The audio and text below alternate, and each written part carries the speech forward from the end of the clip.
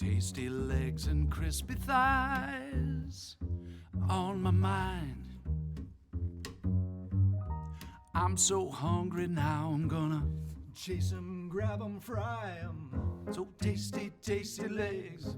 So tasty, tasty legs. So tasty, tasty legs.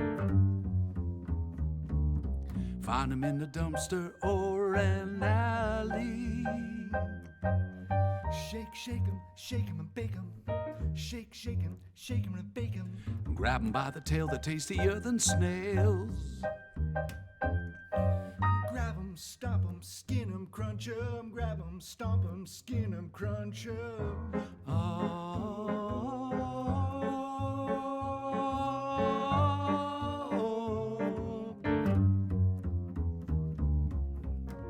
All of my nights I'm chasing rats. Chasing the rats.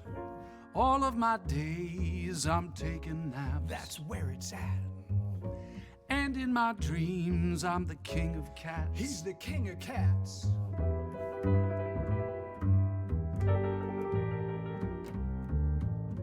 All of my nights I'm chasing rats. Chasing the rats. All of my days I'm taking naps. That's where it's at. And in my dreams I'm the king of cats. He's the king of cats. I will hunt you down. There will be nowhere to hide. Bones littered at my feet. All I've got is rats to eat. Pile of bones at his feet. I'm not the cat you want to be. He's a bad, bad kitty. A bad, bad kitty. What's your business on my street? His street, you better believe.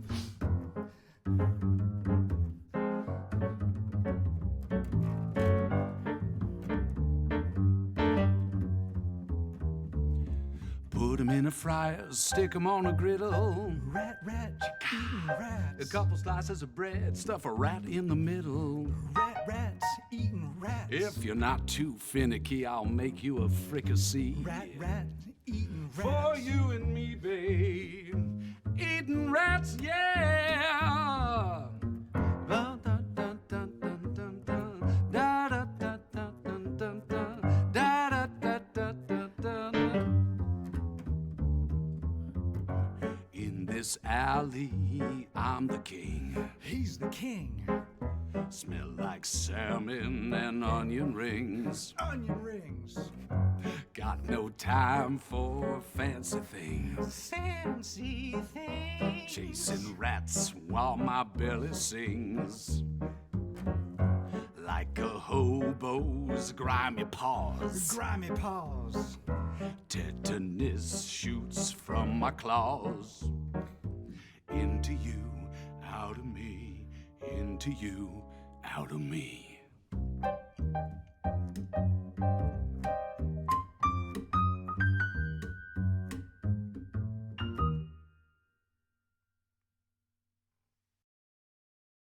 Somewhere beyond the moon, somewhere beyond the moon, somewhere beyond the moon, so high, so high, so high.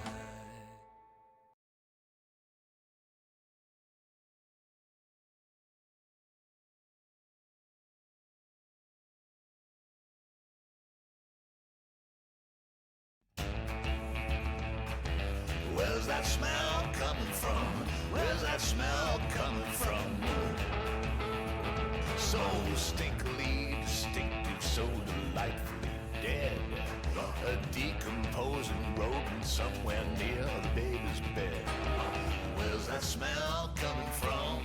Where's that smell coming from? Well, it may not be your cup of tea, perhaps it's kind of mean, but you can have the birdie if you'll give me the spleen. Where's that smell coming from? Where's that smell coming from? Where's that smell coming from? I'm a chum bucket kitty, baby, living in the city. Maybe you can throw me something now, throw me something, mister. I'm a chum bucket kitty, maybe living in the city. Maybe you can throw me something now, throw me something, mister. Come on! Throw me something smelly. cost me something kind of dead. If you really, really love me, you'll let me chew off its head. Where's that smell coming from? Hello, hello, hello. Welcome. Welcome. Man, I gotta pull myself off eugenics, man. Great game. Great game. I'm in deep. Oh man, I'm so... My greatest complaint at the moment is that I have runs that are like godlike. They are like unbeatable. And then I have to end because like I haven't progressed further in the meta progression. I'm like, no! I had the ultimate run! Oh man, I'll tell you, insane combo that isn't broken, but it's consistently amazing. Is 2, the item that lets you use your weapon twice, into what's it called? Hand grip that does +1 strength. So you can give a fighter +2 strength every turn. Crazy. Absolutely insane. Anyway. Hello everyone, hello Repute, hello Yuli, hello Haydena, hello Day, hello Silver. Yeah, I put the live version of this on Haydena because, of Eating Rats. Because, you know, they released it, so I better get it on. Hello, Blue Sea Star, hello, hope you're doing well. Happy Kirby, thank you so much for subscribing for 10 months. Oh my god, thank you. You're using your code. What do I get and how much does it cost? You get 70% off a free stream. In fact, you've overpaid for it. But thank you. Hello, I eat random berries. Hello, Laria Triple O. We do. We still have more of the devil to go. I think we've got, if I had to guess, I think today and Saturday will be done. If I had to guess. You started watching the 100 line VODs? Good luck. Good luck in the 100 line mines. Oh, actually, that's a good point. Okay, yeah, actually, it won't be this Saturday because this Saturday is going to be the official anniversary stream. And that will be a 24-hour stream where 24-hour stream where I will play as many Warus-themed games as I can find on Steam with various activities in between. So there's gonna be like, I don't know exactly how, if we're gonna do it like as a wheel or it'll be like a voting system, how we're gonna choose what to do. Because I want it to be I want it to be weighted by how much people want it to happen. But I don't know if we want to get rid of all RNG or not. Anyway, it'll be various events. It'll be things like, what did we have on there? God, I've forgotten now. What the hell did I even put on there? There was gonna be. Hold on. Let me get the. What did I put on here? I got a little thing. Okay. Oh yeah, one of them. So these are things that people could suggest to do. So one of them was gonna be. I was going to take a secondary school, aka high school exam on stream. Because you can get past exam papers. There's going to be like a 30-minute karaoke section where people can tell me what songs to sing. A tier list based on anything chat wanted. There's going to be a music tournament, which is either going to be one where we get pre-established video game music, or people can submit their own songs and then I will judge which one's best. Like in like a head-to-head tournament. I think there's going to be a Gartic phone segment if people were interested in that, and then maybe like a dull speed run. Like I have to speed run like the 10 most common dulls. Something like that. That's the plan. Oh yes, if you go to the Discord, yeah, Hayden's already put the email, the thing in there.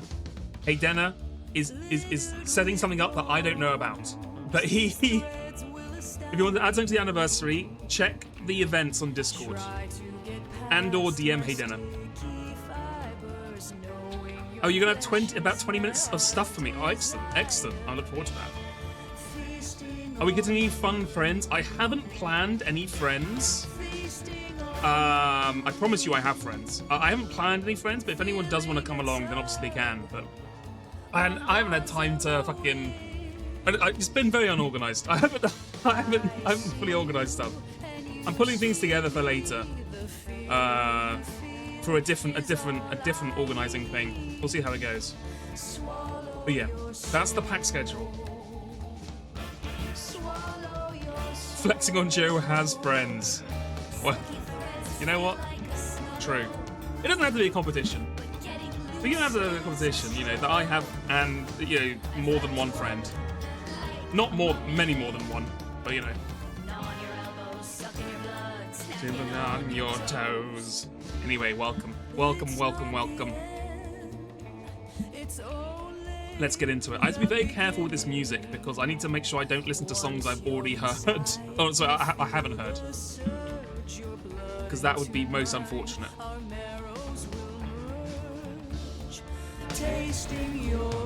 Okay. Let's do the classics. We got Power Scale. We're going to do a quick Clues by Sam to warm up the brain. And we got a hot new one that Umbrine suggested, Colour Guesser. Where instead of guessing the name of the colour, it gives you the name and you have to guess where you think that colour is. Music is way too... Oh, you know what it is? It's because... Hold on. It's because I have them different on... This is at... Oh, wait. No, this is... Oh, that's the... Oh, that's... Oh, it might have just been because the volume on this video was much louder. Oh god, what other Mugenics songs are there? Mugenics songs. The ones that I haven't heard. Oh, sorry, I keep saying that. Ones I have heard. This one. MEW. Keep it locked.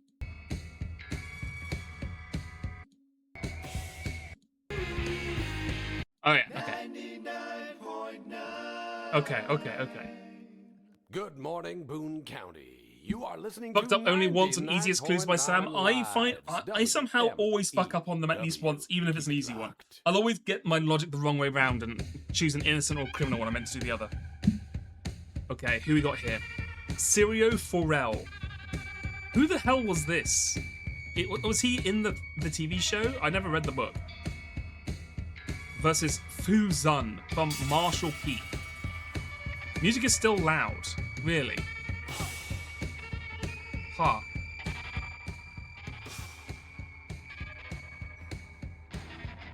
Okay, how's that? Is that still loud?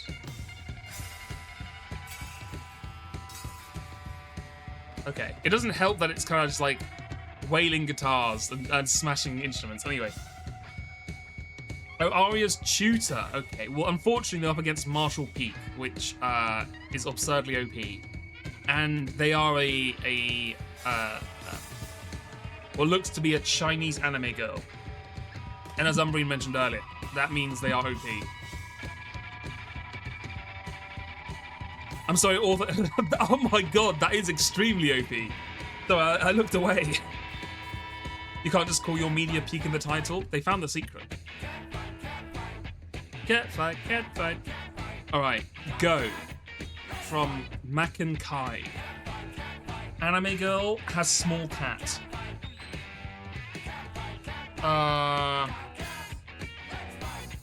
Versus giant ass fucking monster. I think we're gonna go with a monster. There's no way it's losing to an anime girl. Huge. Huge. Dalme, thank you so much for subscribing for 10 months. Thank you. Almost a year of lurking in here, that's wild. Well, we thank you for your lurking, Dalmek. Feel free to lurk in future in peace. But thank you so much. Anime girl with Mugenics reference, exactly. This is part of her team. This is the cleric. Oh my god, it's the Screaming Tree Weasel versus the Price Tag. Okay, we have a fucking goat off here. I mean, that looks like a particularly evil weasel. But this is a price tag. And I mean, what can't the powers of capitalism be? You know what I mean? I think I've got to go with the weasel. No! What? No! Oh my god, it really was the power of capitalism. No. My sweet screaming tree weasel. The way they've drawn this makes it so like this is going to be like a really powerful sonic attack. But apparently it's just garbage. Okay, we have RJ from Phantom Beast Arc, 22 to 32. Phantom Beast Arc is what they're going to call the Mr. Beast YouTube channel in 2085. In Power Rangers versus Mason Danvers from Vendetta. I mean, this guy obviously looks pretty hardcore, but this guy's a Power Ranger, so unfortunately he wins. Yeah. Earth Shaker from Dungeons and or Dragons. Wow, look at this fucking old school Dungeons and Dragons art. I love it. Look at that giant ass robot. Huh. Versus Demiurge from 11 Eyes Sumi Tobatsu to Aganai no Shoujo. Okay, well, as cool as Earthshaker is a giant golem, giant metal monstrosity, this is an angel with 11 eyes and a halo, so I think it's gonna clear. Sorry. Yeah, that's kind of what I thought. It is the Demiurge, exactly. Oh my god, Littlefoot! Whoever wrote that, good luck with your music. Don't quit your day job. My absolute go, Littlefoot. I used to watch these films all the time when I was younger. This year's hottest new low-budget item for Christmas is the Fly Terrarium. Okay, shut up. Stop the GTA stick. Thank you, Edmund. Versus Viperion from Miraculous Tales of Ladybug and Cat Noir. I mean, unfortunately, I'm pretty sure Littlefoot's going to get absolutely soloed by what I think is a superhero character. I know, like, Ladybug and Cat Noir. Is it like a French animation kids show?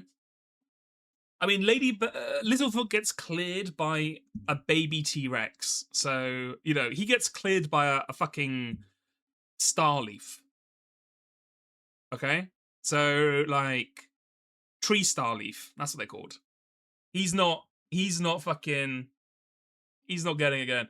The Demiurge is only marginally stronger than the price tag. Well, look, God is dead, and incredible savings available now killed him. Crazy that Littlefoot even gets 9B, to be quite honest with you. Remember, 9B is like human level, isn't he? 9B is wall level. So you're telling me Littlefoot can break down a wall? What the fuck are you talking about? Comparable to Sarah. Okay, Sarah's the Triceratops, right? Yeah. I mean, maybe a very small wall. Collapse the cave and cause a small earthquake. Content is not viewable in your region. Thank you, Imga. Thank you, UK. I should put my VPN on, but whatever. Stamina Superhuman can continuously run for several minutes and trek several kilometers through desertic wastelands and snowy mountains. Buddy, I got news for you. Humans can do that also. Humans can, in fact, continuously run for several minutes, and they can also trek through several kilometers of whatever the hell desertic wastelands are. But but you know, it's not a dinosaur. It's a child dinosaur. Like, he comes up to maybe my knee. It's not like a fucking dinosaur. Your high school English teacher would bring her daughter to work, and then she'd just be watching Miraculous Ladybug during our classes. That's amazing. I don't think how strong he is proportionally, though. He's like an ant. Oh, right. So it's like when you're born as a Bronchosaurus, you have all the strength you'll ever have and like toughness. You have all the molecules you ever have. It's just as you go bigger, they get more spread out. Okay, it's like, yeah, Ant-Man rules. Okay, I got you. Don't get too high and mighty. Walruses can't even run for an minute. Hold on.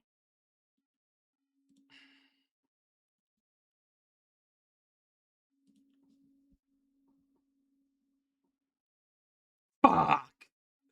How is a walrus at 2,000 kilograms getting fucking bodied by Littlefoot?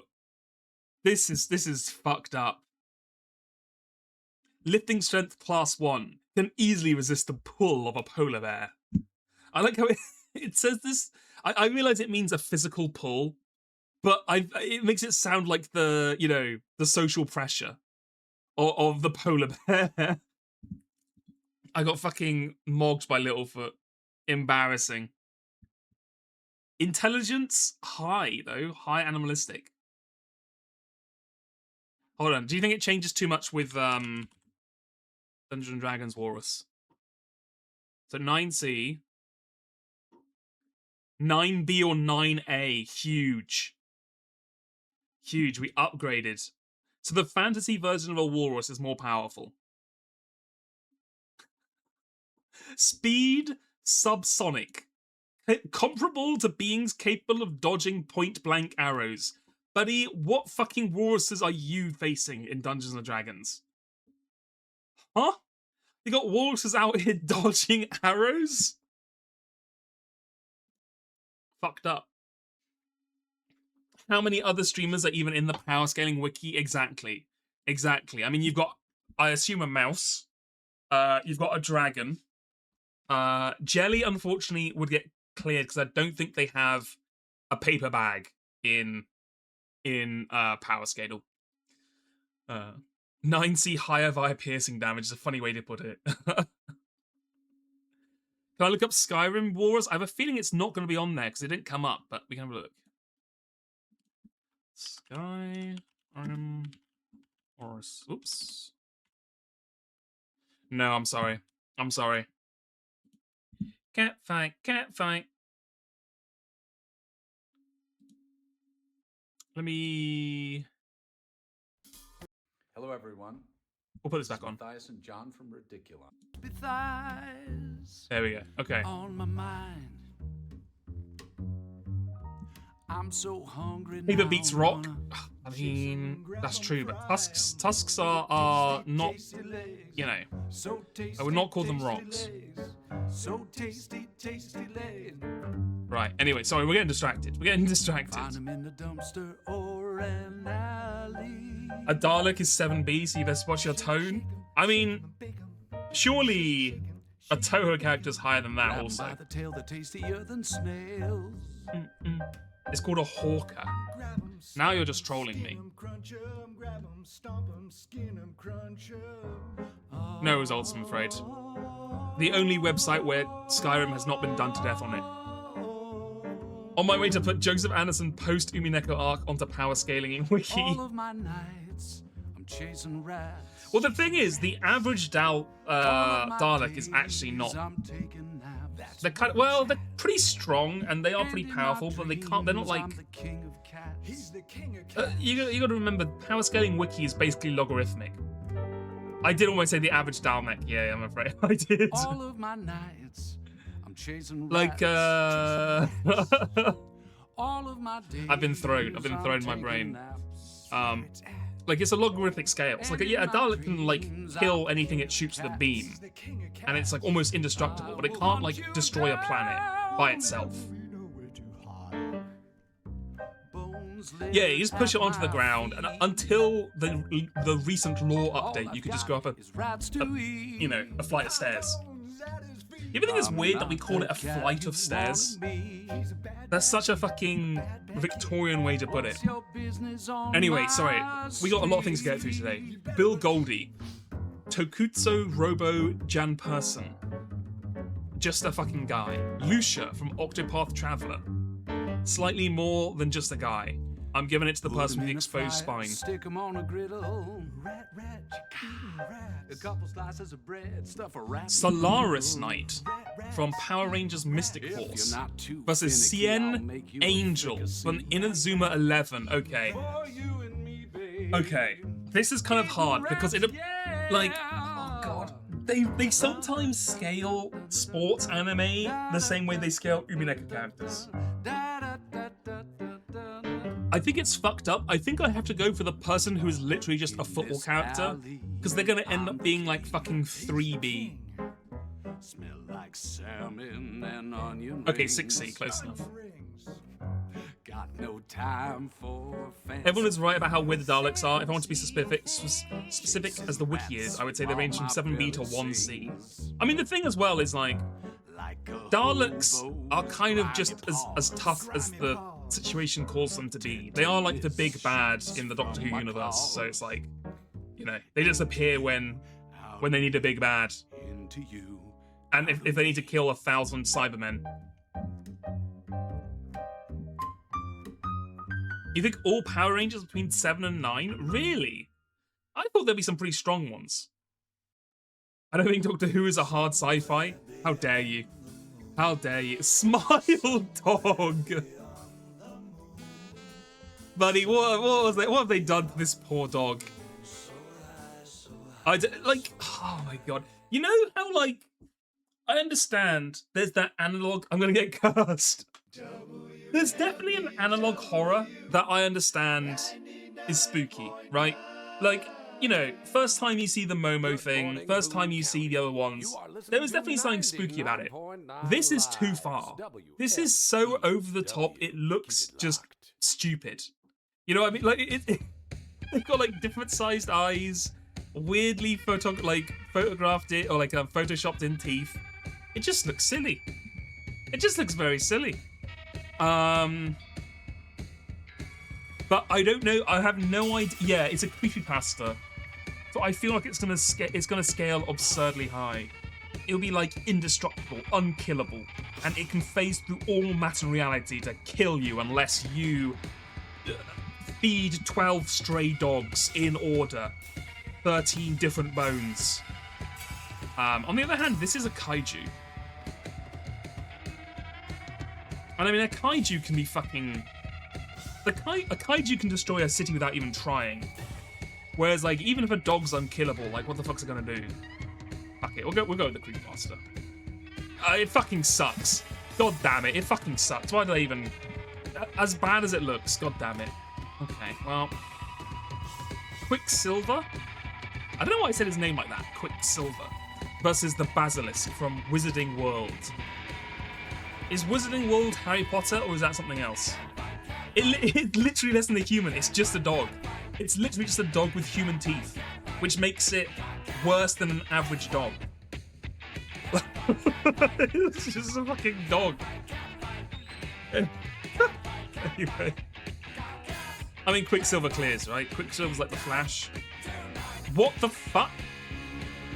Umbrine? Umbrine, isn't this guy got the fucking equivalent of the Speed Force? How the fuck is this guy 8C? Look at his speed is massively FTL. Infinite by removing his mental barriers. In what fucking world is anyone who can go at infinite speed of light, or an infinite speed, is somehow striking strength building level? Buddy, do you understand how physics works? What the... Like... Sorry. By running at a speed he had never reached before, gaining enough force to punch the Griever at the end of all things enough to scatter her across space and time.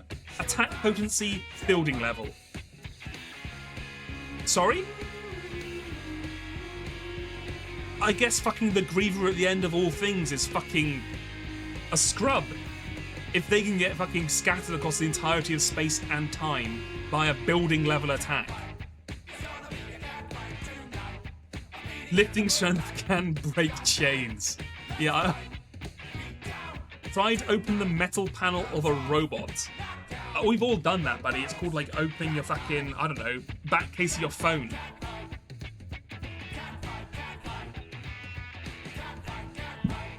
I need to write in a complaint. That's all I'm gonna say. This guy's fucking 9C? Bro, why do they undervalue Quicksilver so much? This is outrageous. Okay, yeah, I mean, true, Harry Potter wizards are immune to all non-magical attacks because they need to bullshit scale them. But I mean, can he outrun being petrified? I mean, technically, yes, right? I assume the Basilisk's stare works at the speed of light. And he can move faster than the speed of light. As such, he should be able to outrun the Basilisk's petrification. Anyway, 8 out of 10. 8 out of 10. Cat fight. Alright. This should be a nice, easy one. Hopefully. I've said it before. And embarrassed myself. Alright, let's go. There are no innocents above Luigi. Okay. Criminal. Both criminals below Diane are connected. Where is Diane? Oh, here. Okay, so you have to be a criminal. And you two are innocents. John is one of Erwin's 3 innocent neighbors. John is an innocent. Erwin's 3 innocent neighbors. Okay. Exactly 1 innocent below Gabe is neighboring Luigi. Okay.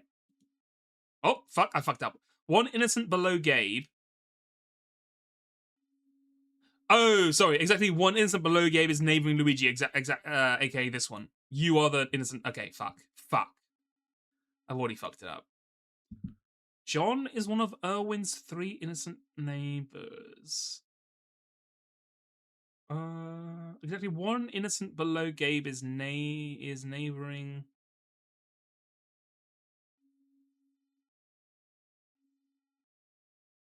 Huh.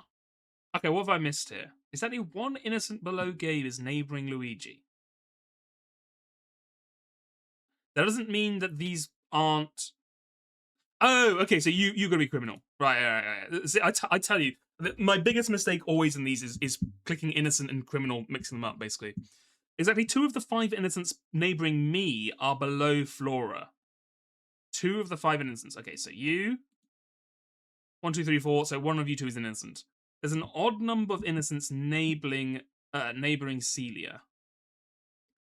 So it's either 1 or 3.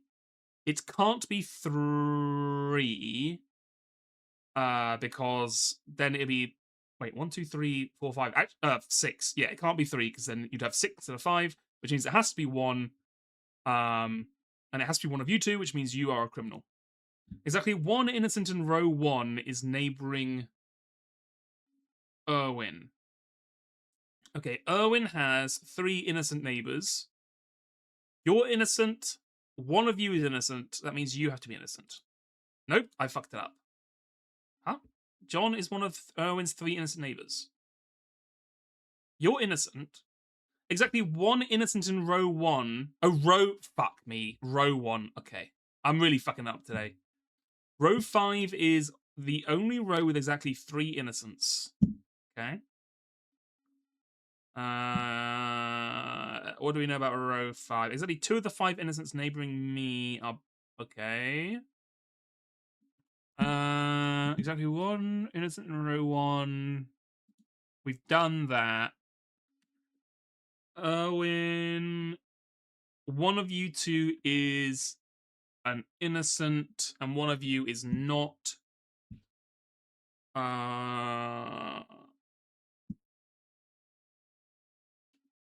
You can highlight the person mentioned in the clue by repeatedly clicking it. Oh, that's new tech. I did not know that. Okay, row 5 is exactly with 3 innocents. Okay, so one of you is a criminal. We got anything else about row 5? Exactly 2 of the 5 innocents neighboring me. They want innocent below Gabe. Exactly 1 innocent below Gabe is okay. We don't need you anymore. There's an odd number of innocents neighboring Celia. Okay. John is one of Erwin's 3 innocent neighbors. Okay. Exactly 2 of the 5 innocents.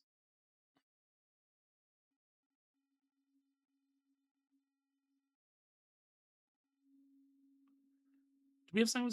Okay, so we know if one of you. God. This feels like I'm missing something because it's meant to be this is meant to be the easiest day, so I'm clearly just missing something here. Don't deal with this, surely. We just got this. Row 5 is the only row with exactly 3 innocents.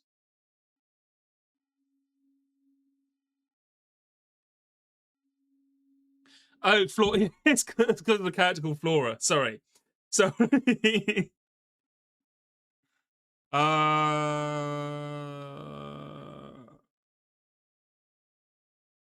Both criminals below Diane. Connect with on that one. John is one of. Oh, okay. I can give you the fucking hint. Row 5 is the only one with exactly 3. Oh, fuck. I'm an idiot. I'm actually a moron. I'm an actual buffoon. I was thinking this meant it only talk about row 5, but it means row 4 has to be a 4th innocent because you can't. Row 5 is the only one with 3. I wasn't. Okay, I was actually buffooning myself right there. There are exactly 2 innocents in row 1. So you're an innocent. There's an equal number of innocents in rows 1 and 2. So there are 2 innocents here. It can't be both of you. Because it's only 1.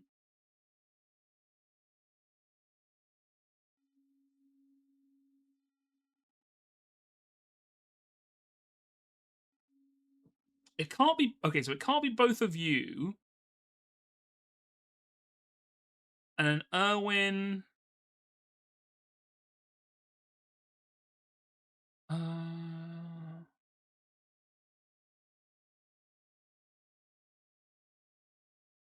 Okay, hold on.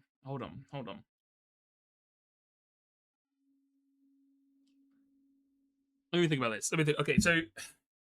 Because I'm just trying to work out... Because the annoying thing is we still don't have the answer for the extra neighbor for Erwin. Because it could be you two, and then you'd be a criminal. It could be you two, and then you're an innocent. It could be you and you. Also, right? Oh, no. Okay, we know one of you is not... One of you is a criminal, which means you have to be innocent. Yes, okay. 1, 2... There was 9 instances there. 1, 2, 3, 4, 5, 6, 3... 1, 2, 3, 4, 5, 6, 7, 8, 9. Okay, so 3 of these 4 are all innocents. And we know row 5 has 3 innocents. So one of you's a criminal, which means you must be an innocent. Which then means you are a criminal, which then means you are an innocent. Column D has more criminals than any other column. You have 3, so then you must be innocent. Each column has at least 1 criminal. You're a criminal. And then you are innocent. Okay, that took way... Flora, mods, Flora's a criminal. You know what to do.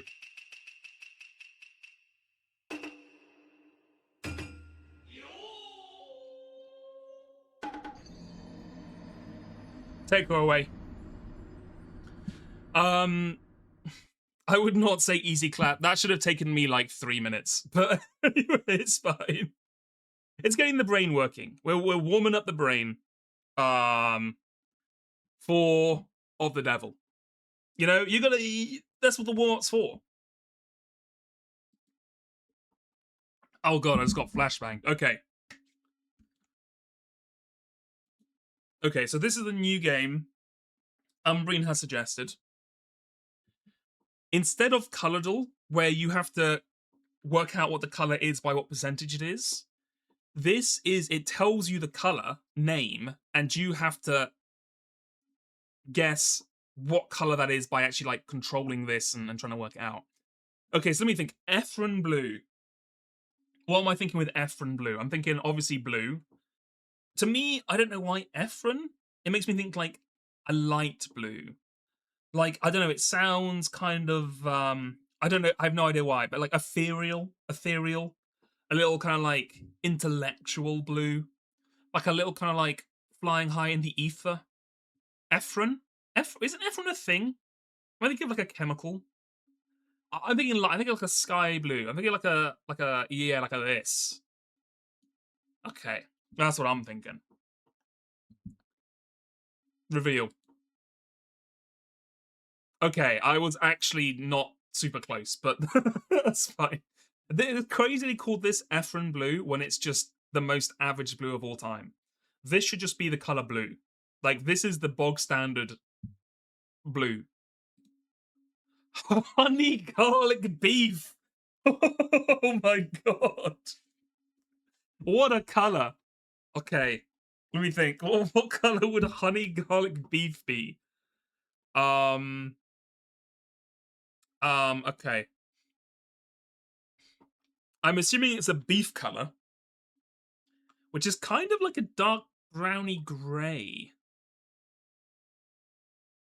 Well, are we talking about the outside or the inside? I guess. I assume it's the outside because it's saying honey garlic. I'm gonna put it at like a.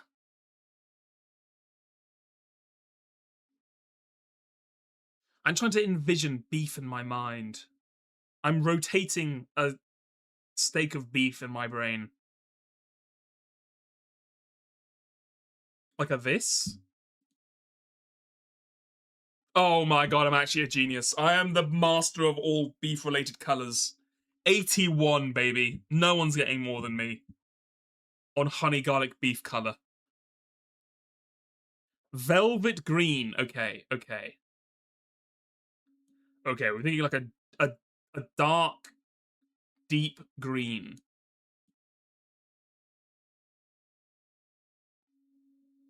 Like a ooh.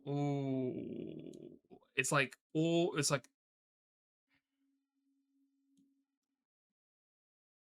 maybe like a this? It's like a deep dark green, right? Like, I suppose almost going towards blue. Maybe like a this. Oh, yes. Yes. Yes. 93, baby. 90. I cannot be stopped. Self-love. Self-love. Well, I guess in my case, it's more of a... Anyway, like, maybe like a... I mean, I'm thinking... Okay. So love would normally be like a dark red. Now, we think self-love would be like a green for like jealousy? Or do we think it's going to still be like a red? I think it's still going to be a red. I'm going to put it as like a... Maybe like a darker version of like... Cause love you would think is more like here. Maybe a little pinky. But self-love is eviler. It's darker, right? It's more selfish. So we're going down here. I think this is a self-love color. Oh, it's like a pink, huh? Okay. Okay, or like a burgundy kind of color. Lime glow. Okay. Okay. Okay, this is a hard one. Because normally when someone says lime, you think like a light green, right? You're thinking like a lime. But they might be talking about the rock. Lime, like limestone. Which I guess maybe like with lime, it could be used for like some sort of heating material or something which would give a glow. That's the only thing I could think of. but I don't know exactly what color that would be. So instead, we're gonna go with the classic lime, like this. Yeah, reveal. Oh, Rouge of Love. Oh, Rouge of Love. Na, na, na, na, na, na, na. Oh, Rouge of Love. I can't do Imagine a voice. I'm sorry, that's the closest you could get, and it wasn't very good. Oh, okay, it was more like a. Okay, you know what? Yeah, I think that is more like the lime, like limestone. Reveal final score. I think I did pretty well. Isn't 392 pretty good? Out of 500 for this? Yes or no? I think this one these two we killed at. Crazy that the insane thing, right, is that this gives you 80 and this gives you 83. This is so much closer to this than this is to this. Thank you, Rhyme Scheme, for the follow. Thank you, thank you. 78, exact. 78's solid. That's a good grade. For no revision. This lad. Kiryu.io, an indie hacker, a problem solver, and a serial project holder. I'll keep an eye on you if you've got more things going on. We could do some important breath training for swimmers. Or what you can, oh god, read better with AI. Oh god, monthly prompt AI newsletter. Oh no, AI generated images for Notion. Let's get the fuck off this guy's page. Hold on. Oh no. Wait, hold on. What's this one? Oh, it's just an. He's got. What is this? If you want to see the power of AI, oh, turn that off. This guy has made a site. It just generates a picture of a mountain. Why with AI? Why? What possible value has this got?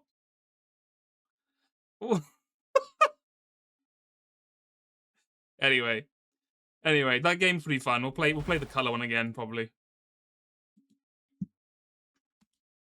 We'll ignore his problematic views with AI and engage with his non-AI work.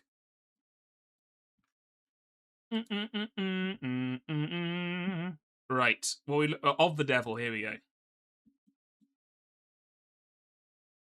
Load it up. Hold on. Wait, there's been a message from the developers. February 6th marks 1 year since the release of episode 1 and Of the Devil on Steam. Really? Damn, they've released... Wait, February 6th is the release of episode 1. Hold on, I'll show you. Damn, so in 1 year they've released 2 episodes? That's pretty good. We keep it that, it'll be done by 2027. Okay, we got patch 2.2. What have we got? Bug fixes, reduced load times, decreased memory usage. Okay, sure. I was thinking for more important things like more keychains or whatever you call the things on the phones. Various corrections to typos, grammar, and other miscellaneous. Meh. Boo. We love the typos. Can't wait to play the full game in 2030. I know. It's so I can't wait for the rest of the game to come out. Okay, come on. There we go. Emma breast bigger by 5%. Exactly. That's what I was expecting to see. Some insane patch notes, but it was just boring stuff like optimization. Opinion on Eating Pussy brackets the song from Eugenics. I don't think I've heard that one yet. I don't think I've heard that one. Sorry, I'm clearly not experienced on eating pussy.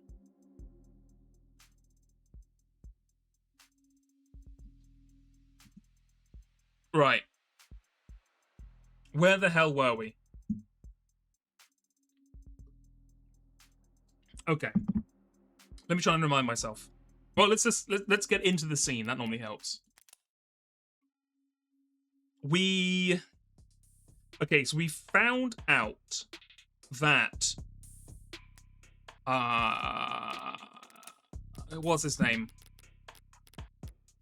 His name is Sosuke Bosuke.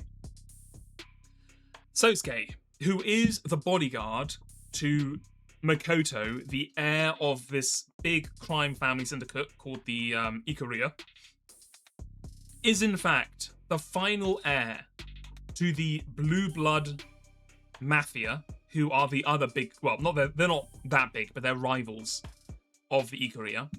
And so the only person who can access the great wealth fortune that they've put in international banks. He knows this, but his loyalty to Ikuria is such that he will not betray them.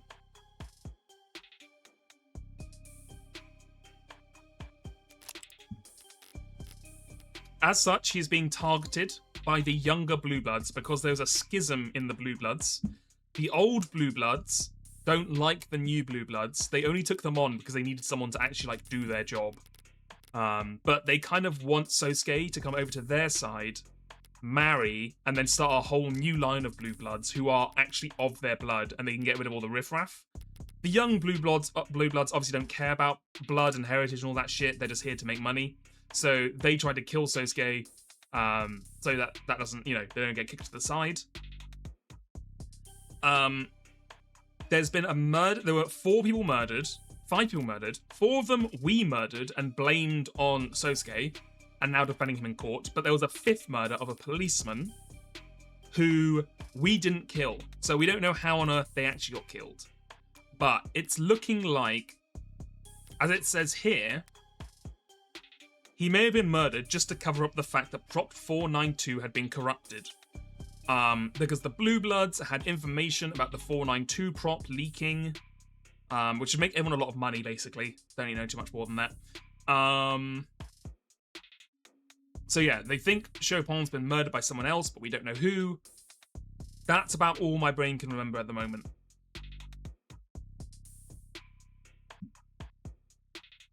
Right, so you think that Chopin was murdered just to cover up the fact that Prop 492 had been corrupted? Just all that money left on the table? All the future money coming down the line? That's a much better motive than...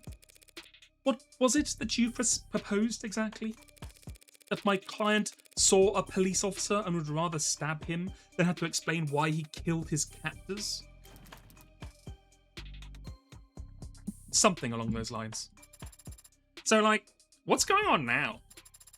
Did Sosuke do it or not? That will be very cleared up in very short order, Your Honor. With the help of our final witness. Who's it going to be?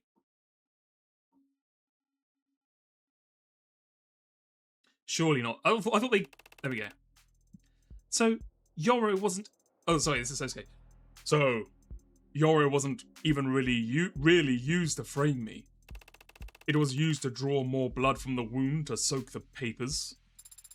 A very cold decision to make in the heat of the moment. Defiling a corpse just to protect investments. Colder than stabbing someone in the back. In some ways. Didn't think that was up for debate. Thank you for joining us once again, Officer Rogers. Oh, fuck, Officer Rogers.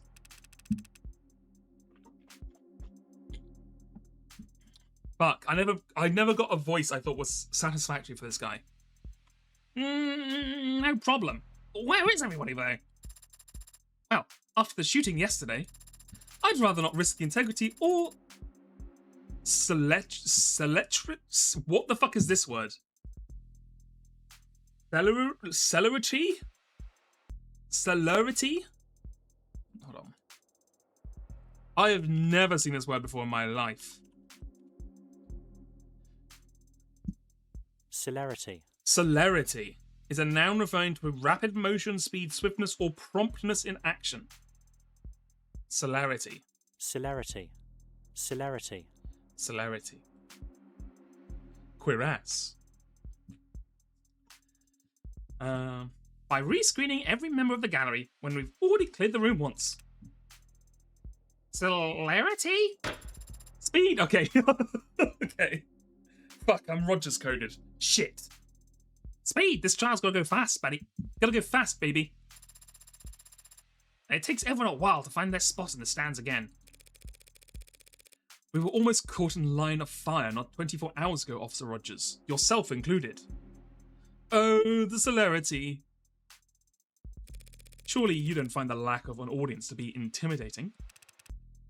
Nah. Guess not. Fuck, is that just like too close to Reyes' voice? God, it's been so long.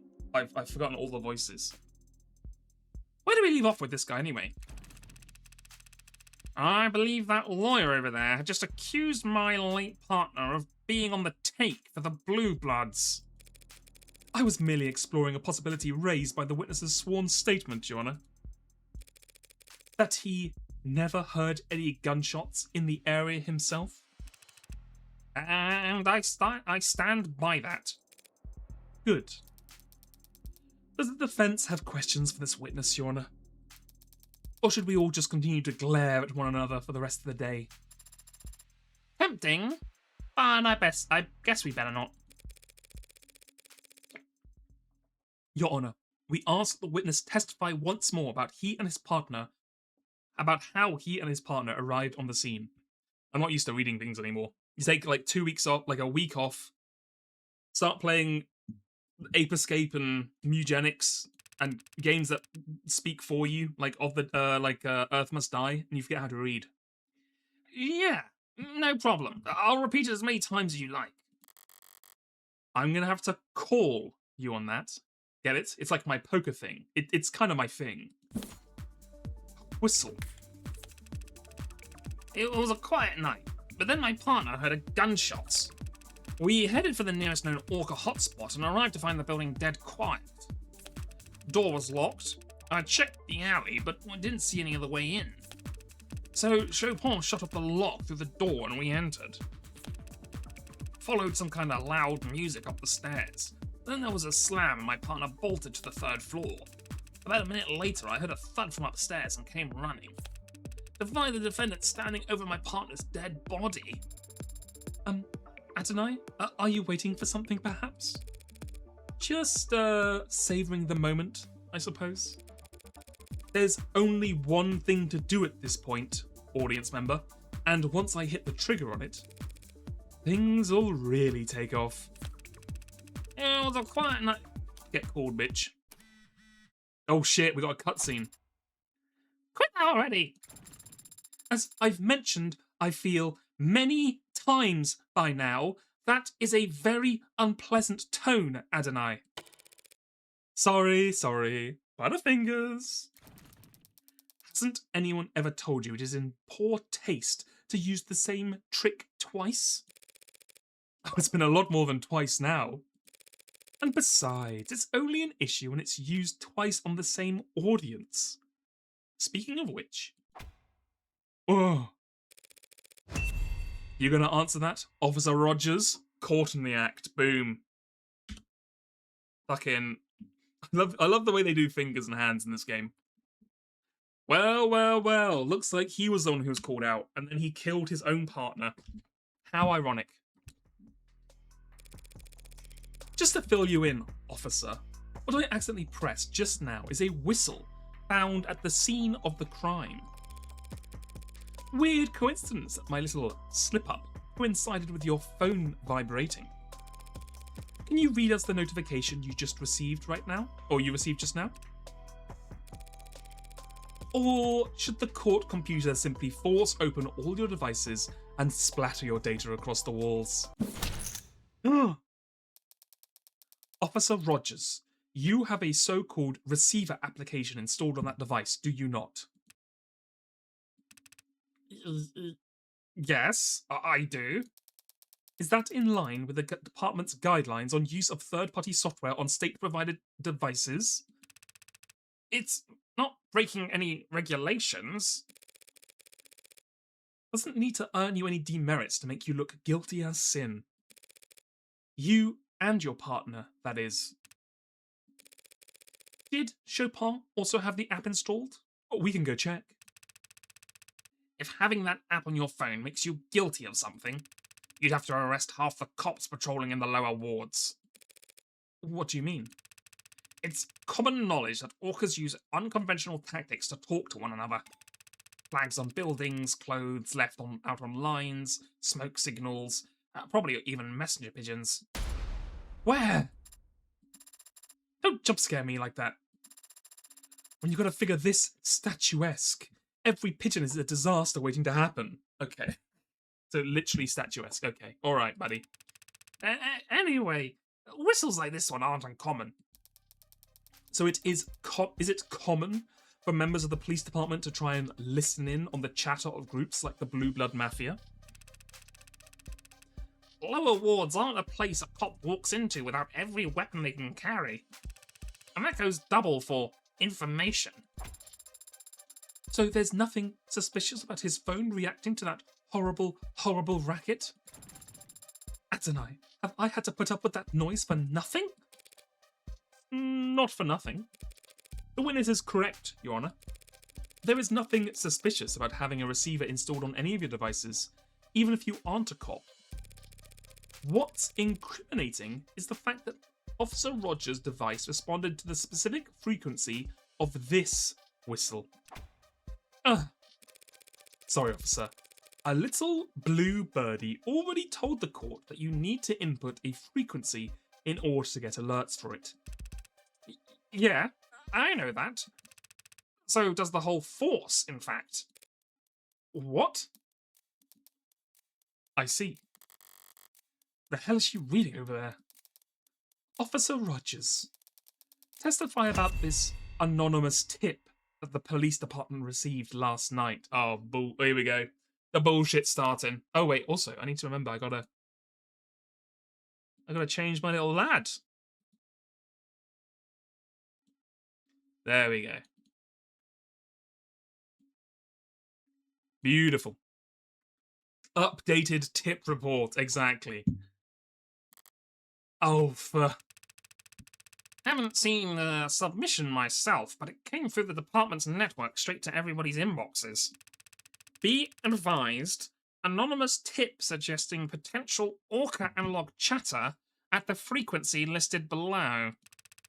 Patrol officers in the lower wards use this information at your discretion. That's absurd. What's the point of informing every cop in the city about a secret communications channel? The Blue Bloods would find out their line is compromised within minutes. Would they? I don't know. I don't control how anonymous tips get handled. But as soon as you got an email telling you there might be criminal communications occurring at a random frequency, you tuned into it right away? Believe it or not, I am a little concerned about the criminal communications these days. Having seen my partners murdered by an orca right in front of me, barely 24 hours before nearly getting shot myself. Back up. You saw the moment of your partner's death? That's news to the court. You know what I mean. Your Honor, the tip was submitted and the frequency was spread throughout the police department network. Likely because the Blue Bloods believed it to be compromised, having already been used at a scene where 4 of their members died. Officer Rogers may have the receiver app on his phone, but so do many other police officers in the city. The app doesn't provide timestamps of when frequencies are added, so there's no proof of when his phone first started listening for the frequency. Neither he nor his partner were members of the organised crime unit. Therefore, they had no criminal informants of their own, and they could not have obtained this frequency before the rest of the department. Since the defence cannot prove that this signal was acquired illegitimately, I never said I couldn't prove that. Okay. We gotta prove this was done illegitimately.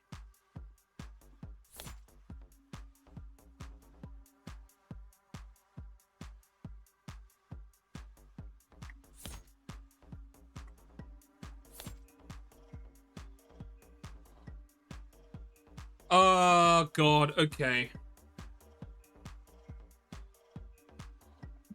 Okay, now I might be missing something.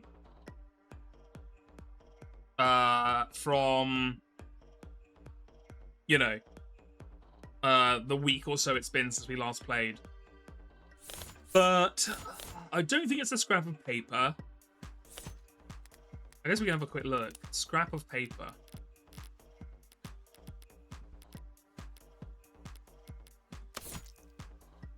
Oh, no, nothing. Has the watermark for that, but nothing else. That's fine.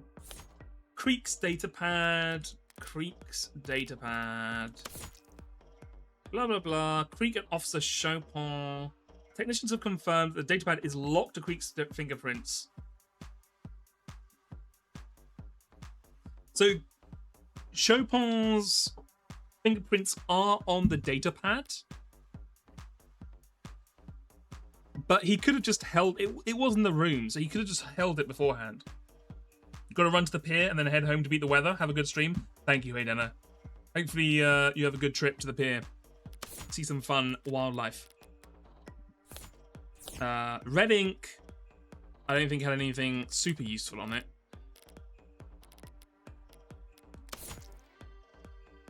Apparently containing confidential information of high value. Blah, blah, remain, construct, re-election, low awards, ops sector, high performance. Oh, you know, hold on. Fuck. Was that... Hold on.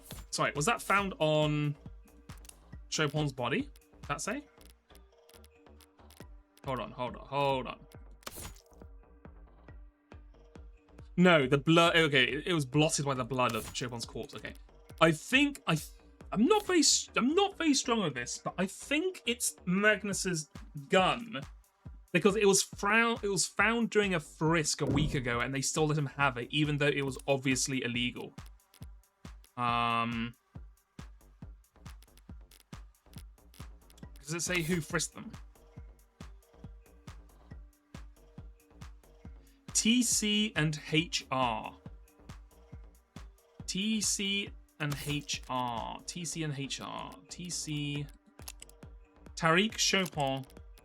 And the other guy, whose name I forgot. Okay, yep, I think it's this. Boom. The gun? What of it? Not just any gun. A Mag-Us, legally registered to Anchor Tan. I cannot speak today. And how do I know that? Because this gun was identified and scanned over a week ago, when Tanks was briefly detained by some well-meaning officers on patrol. That report. Officers TC and HR reported the following. Suspect in possession of a firearm in violation of parole. And subject in possession of suspect communication software installed on personal phone. He wrote all of that in the report? You and your partner found the emergency frequencies for Creek's pod over a week ago by skimming Tank's phone, and sat on it until last night when you kindly dropped it off in the tip box. The hell are you saying? Why would we frisk a perp, get good intel, and then keep it to ourselves? The same reason your partner might report a generic shots heard over the police network when he already knew exactly where to look. The same reason he'd be ecstatic about finding documents on Prop 492 at the site of an orca bloodbath. You wanted your gold stars. You wanted to be the first on the scene at the site of a blue blood massacre.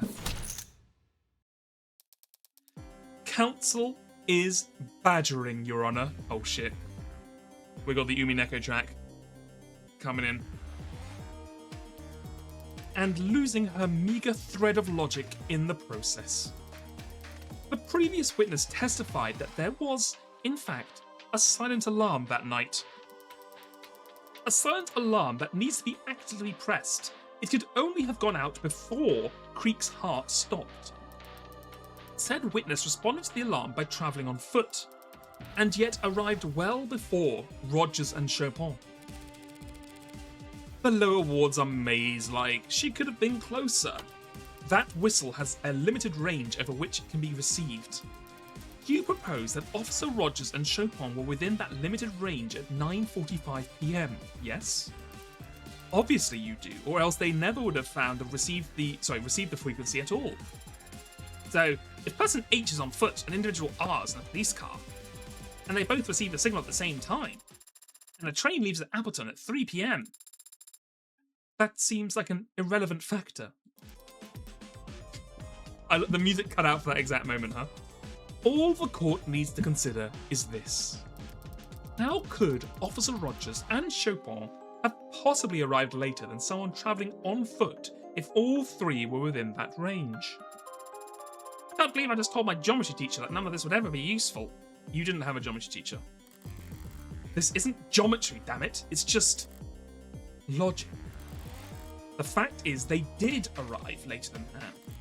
If I'm right about the motivation for Chopin's actions that night, if he was sitting in his police car and suddenly got a notification telling him some blue bloods were having a life or death emergency, how would he react in that moment? It would seem that the defence does not have evidence available to address this contradiction, Your Honour. Evidence explaining exactly how Chopin proceeded to the crime scene?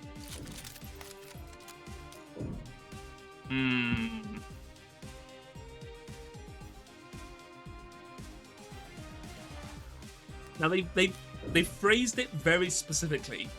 They said evidence about how he got to the crime scene.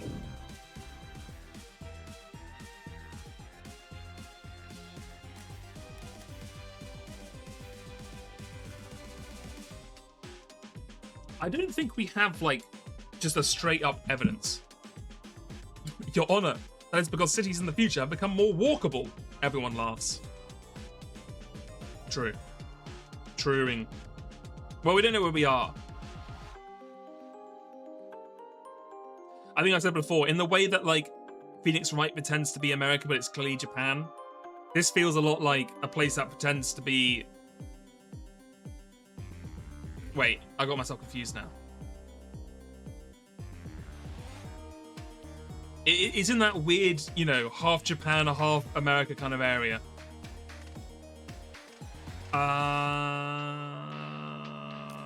I'm saying stay. Regretfully, Your Honour, we do not have such evidence in our possession. But fortunately, Your Honour, we live in a surveillance police state. First time that's ever been used as a positive. Pardon? And that makes it pretty easy to surveil police officers. The officers' patrol car, their cell phones, traffic cameras, and optics data. I could request any of it. Hell.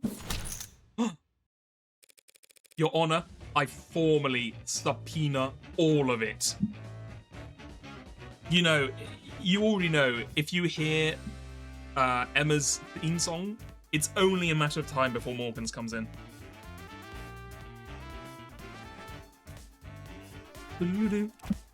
What? What? Can she do that? I'm not sure. I'm still learning. Reyes' drunken swipe at my front door reminded me exactly how much power the police have. But it was her dutiful checking in that made me realise just how hard it is to lose a cop in this city. Whatever it takes to answer this question for the court. After Officer Chopin reported that he heard shots fired at 9:45 p.m, exactly how long did he and his partners do donuts in the parking lot before actually driving off to the scene? Ugh! Kind of a big ask to the defence, but it's entirely doable. Do the people object? The people, of course, object to any data collection effort that would be a waste of taxpayers' money or a violation of their privacy. So we would prefer that the range of this request be narrowed somewhat. Narrowed perhaps from everything to something? Happy to do that, Your Honour.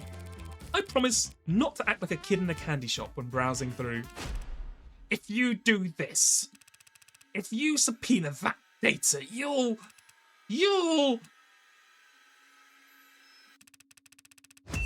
just see me driving like a lethargic moron.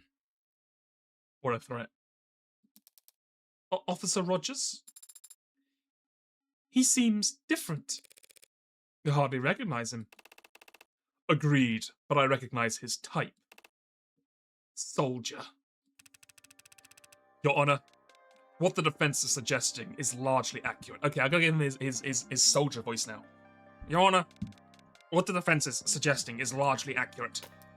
Pardon? That's so fast. Did you know, by the way, apparently it's the anniversary of, I think, like, it's the anniversary of the PSP today, apparently. I can't remember how many years it was. I think it was either like 10 or 17 years.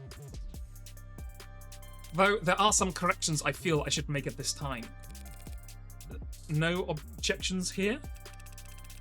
Officer Chopin is the one who discovered the frequency when we apprehended Anchor Tan.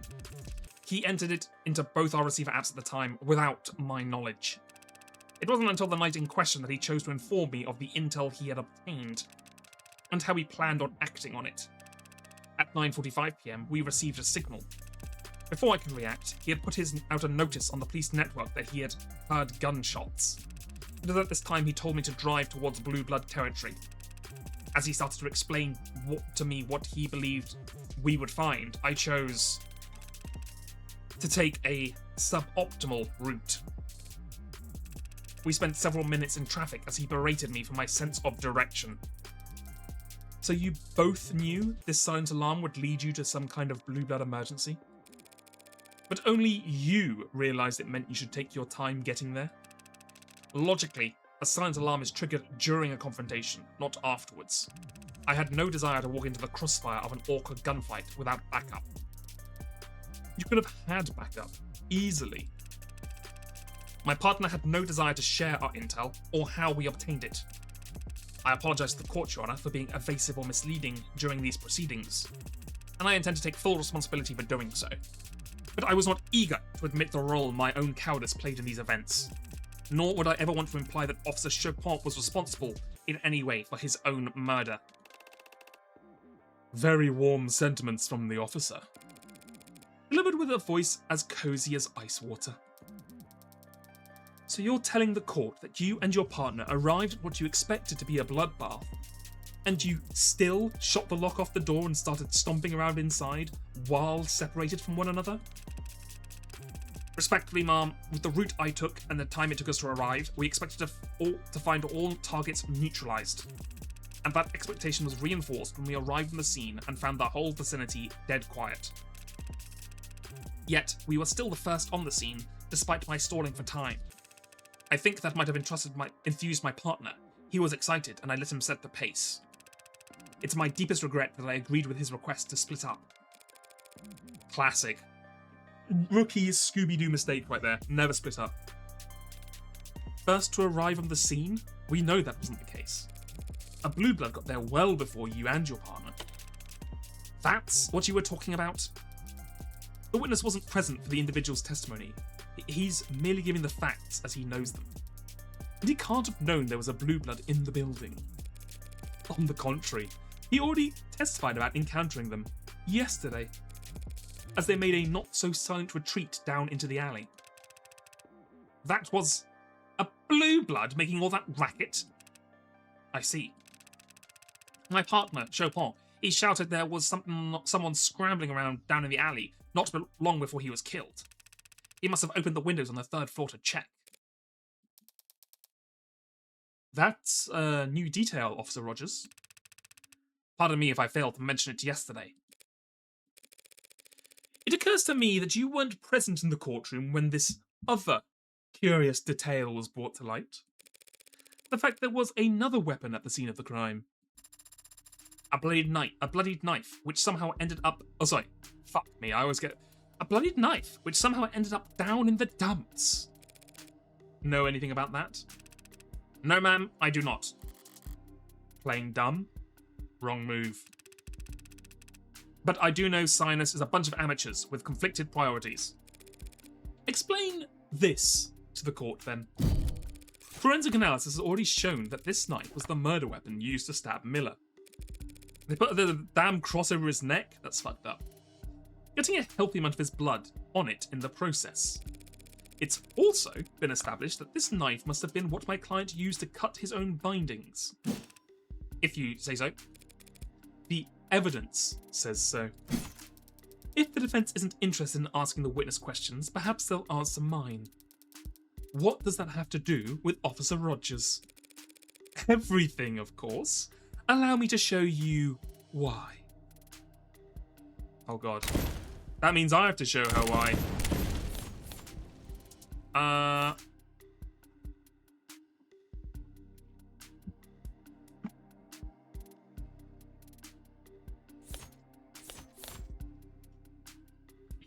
Okay. It's very unlikely to be the whistle. Sosuke's medical records. Unlikely. Let's put it that way. Let me just double check. It's under medical. Oh, you get medical records. La la la la la. Numerous bones in the left hand broken.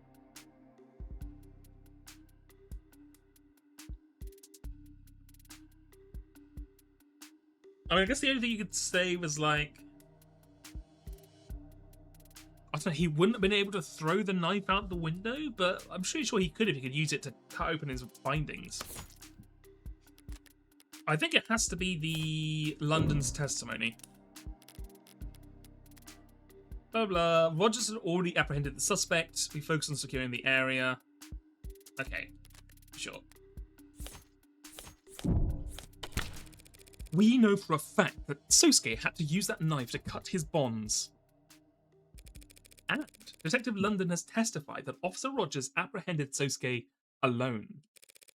So why can't the officer who apprehended the man last known to be using this knife tell us how it ended up in the alley? That is a question well worth asking the witness.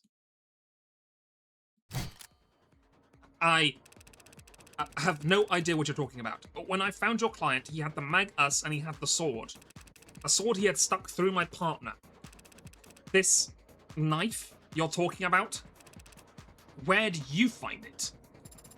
In the trash? Drum? Down in the alley? Well, then some crime scene tech idiot must have thrown it out without thinking it was bio-waste. Or some Zionist lackey tossed it as a prank. I wouldn't know. Because I spent hours being debriefed in that room on the 3rd floor while they set up the arcs. I spent all night in a room with my partner's corpse. Never took a trip down to empty the recycling bin. We know that knife was with Sosuke at one point, and we know it ended up down in the alley later. So it stands to reason that someone had to walk it downstairs and out of the building. Or they could just chuck it from the window. But, you know. If Rogers never left that room all night, then someone else must have moved it.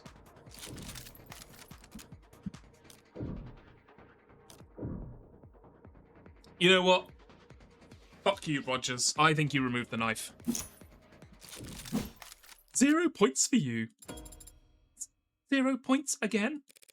All that processing power and you can't manage to think in 3D? Boom. It doesn't matter if Officer Rogers stayed in that room all night, Your Honour. All anyone needed to do to dispose of that knife was step out onto the fire escape and drop the knife down into the barrel waiting below. No need to leave the 3rd floor. No need to leave the crime scene at all, Officer Rogers. What kind of trick shot simulator bullshit are you talking about?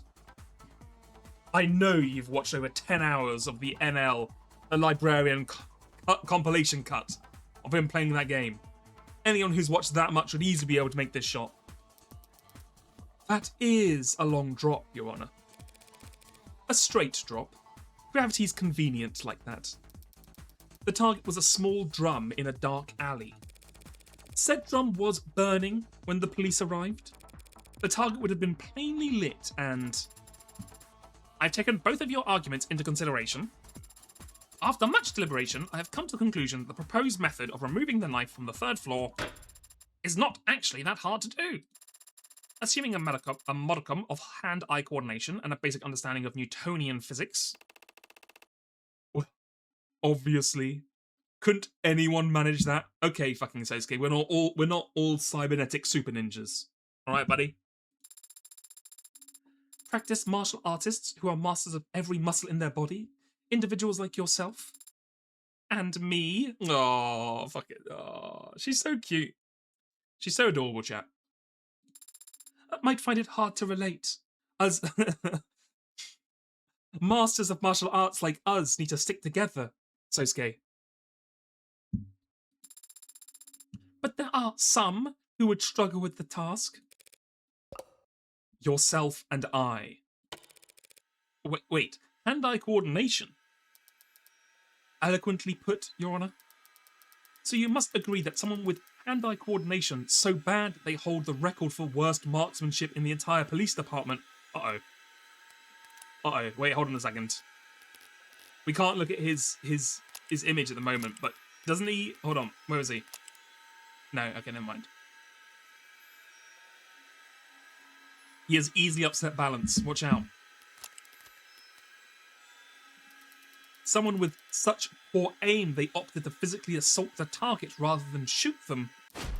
Someone like that might find it impossible to pull that off. Check. Are you talking about me? She's talking about me, Your Honor. And while I find her tone unflattering, none of what she said is false. He was faking it. He's been faking it this entire time. Apologies, that dropping the knife from the fire escape didn't occur to me as a possibility. It just must be that, for me personally, such a method of compromising a crime scene is not only unthinkable, it is impossible. Of all the stupid details that come back and bite me in the ass, the piss-poor aim that London mentioned? Is it possible that Officer Rogers faked his poor aim at the academy? That's what I'm saying. It's an elaborate con. He's been doing it for years. It's the long con. It's easy not to hit your target. But why would he intentionally flunk a shooting test years ago to give himself such a strange alibi here today? He didn't flunk his test. He got the very lowest score you could possibly get while still being certified. The classic, it's just as hard to get 0% on a multiple choice exam than it is to get 100%. Good lord, you'd have to be trying to... If his goal was to receive the exact minimum number of points needed to pass, his margin of error would actually be much smaller than anyone simply doing their best. Also, weren't you a soldier? Or you're giving soldier vibes. I'm pretty sure any soldier could shoot at least somewhat decently. But then, what about when he first saw me? It's true that any other cop who saw me standing over their dead partner would have just unloaded. Instead, he ran up and hit me. If he's not actually that bad of a shot, why am I still alive? That's the story Rogers has been telling so far. He instinctually didn't bother to fire. His gun wasn't discharged, and Sosuke's got the bruises, so he accepted that line of reasoning. But if I assume he's more dangerous than he's led us to believe, why wouldn't he have just shot Sosuke when he had the chance? He could have told his fellow officers whatever story he liked afterwards, and we wouldn't even be having this trial. I feared for my life, that's all he'd need to say. Under what circumstances would it have been impossible for him to have claimed that? Your Honor, I'm reminded just now that my client and the witness were in a physical altercation. I apprehended a murder suspect, yes. Surely you aren't suggesting I used unreasonable force? If anything, you used unreasonably little. Not at all, but I imagine things happened fairly fast. Isn't it possible that a knife on Sosuke's person may have been knocked away into a corner during that moment? What are you? It may have. I can't say that I would have necessarily noticed something clattering onto the floor while I was trying to cuff a violent perp. Perhaps, Your Honor, the witness ought to testify about everything he recalls from the moment he confronted my client. Jogging his memory might be the only way we can address these gaps in our knowledge. No objections. Then let's hear it. Good versus evil. Man versus machine. Cop versus robber. I'm not a machine or a robber. Don't worry, Sosuke. If need be, Ad and I would go through the whole trial just to prove you're a machine. Sarah, I think that was a one-off. I don't think that's the average modus operandi. What kind of a joke is that? Yoru. Fire escape. Sosuke's med records. When that blue blood fled down the fire escape into the alley, I poked my head out the second floor window. But then I heard a sickening thump from above, on the third floor where I knew my partner was. Reflectively, I drew my service weapon and rushed up the stairs, where I saw my defendant standing over my partner's dead body. I was shocked, but he was clearly injured and the swords stuck, so before I knew it, I was running at him. He turned to me with dull shock just as I whipped my pistol butt into his forehead. He collapsed after that, and the room was a mess. My blood was pumping. If he had dropped the knife at that time, I wouldn't have noticed it.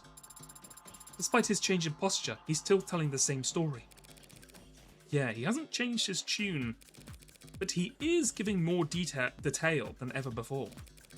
And one of those details is about to bite him in the ass. Fuck, I want to have a look at the medical records. Fuck. Hold on, if I go back to the...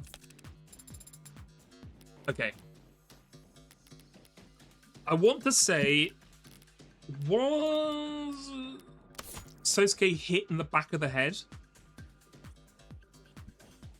Blood from the various sources across the anterior. Numerous broken bones in the hand. Slight laceration in the left hand. Internal bleeding throughout the torso and the skull. So he was hit in the skull, but they didn't mention specifics. Oh, okay. Largest wound found on the crown of the skull, back of the head. Okay, fine. Okay.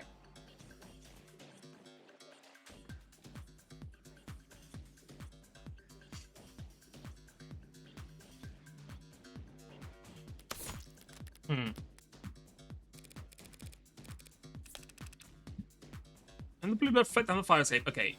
Poked at the second floor window. That seems correct.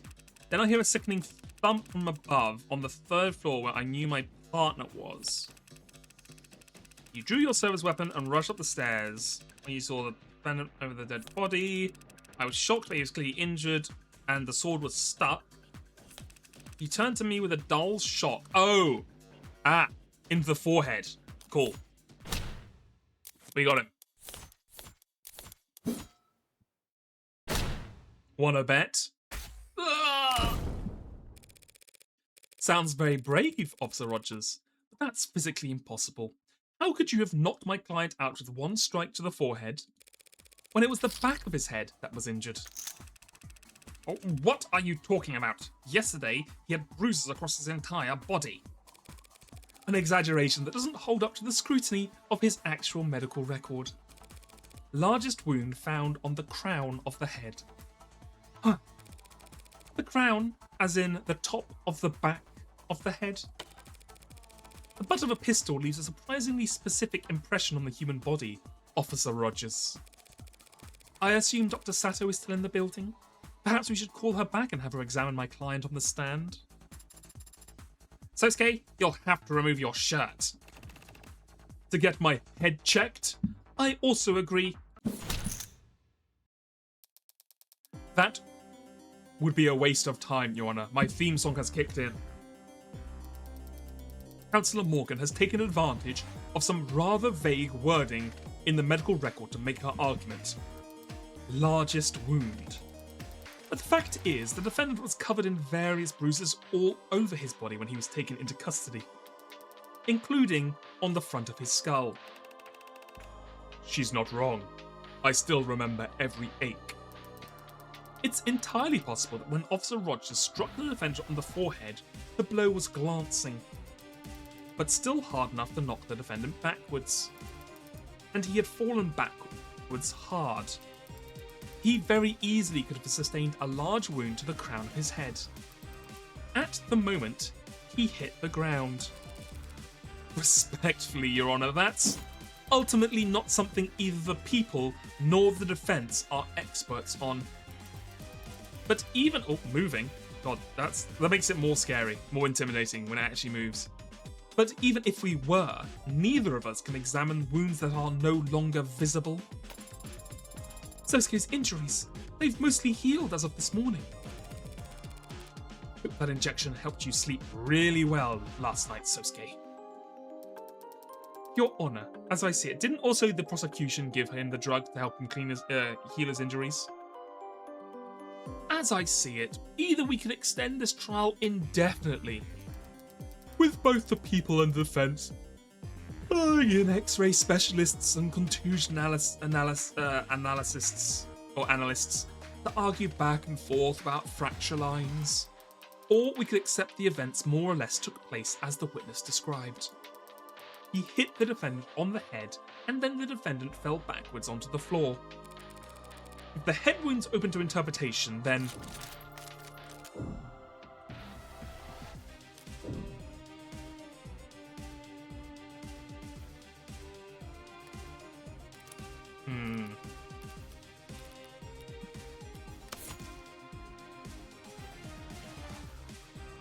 Can the harpsichord ever sound not menacing?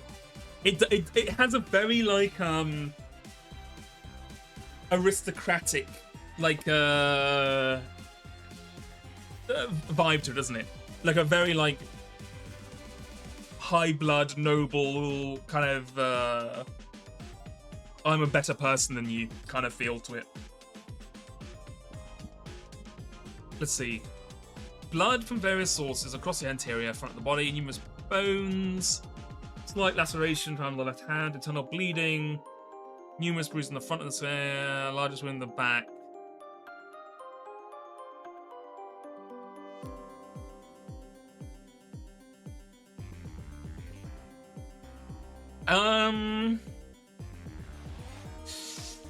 It's a little unspecific, but all the bruises to the head seem to happen after at the time of booking, like by the police officers, not by him. So I'm going to say it doesn't support the evidence.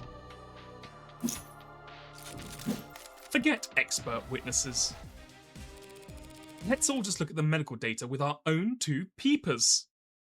Stevie Wonder may disagree. Yeah, well, hold on.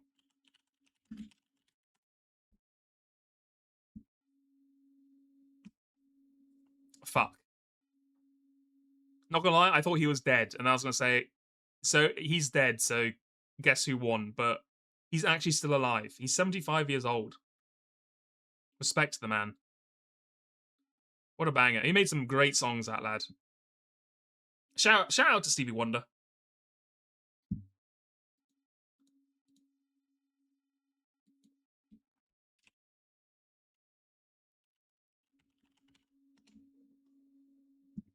Do you imagine if that actually was his fucking username? That would be incredible. Anyway, let's look at this data with our own two peepers. Peepers. Officer Rogers claims that Sosuke was hit on the forehead and then fell backwards. But what would he have fallen onto? In that room? Probably blood and guts. Yuck. You're exactly right. All kinds of firsts happening in the courtroom today. He would have gotten blood all across his back. But that's not how he looked when he was arrested. The medical records clearly state that he had blood on the front of his body. Okay, well, I completely got the cause wrong, but I got the right piece of evidence, so huge win for us. Imagine getting so flustered you stop playing your own OST. I mean, that's how you know when you've been countered. That's how you know when it's time for you to get on the defensive and block the next 15 hit combo coming your way. Because it's about to come right here. Telling us that Sosuke could have only fallen forwards. Oh, no, it's just the generic one, okay. And what of it? Maybe he did. Maybe he turned his head weird while trying to dodge. Things happen fast. Don't try and bullshit a bullshitter. Fast enough that you may have, in fact, actually struck my client from behind? Yeah, maybe. Took him by surprise when he was of no threat to you? What? No. Easy target to knock out at that point. Makes sense why you wouldn't use lethal force in that scenario. No, he was... The guy's nearly got a full head on me. He's like a 6'3" Chad, and I'm just a 5'10" chud. Life's not fair, Officer Morgan. True.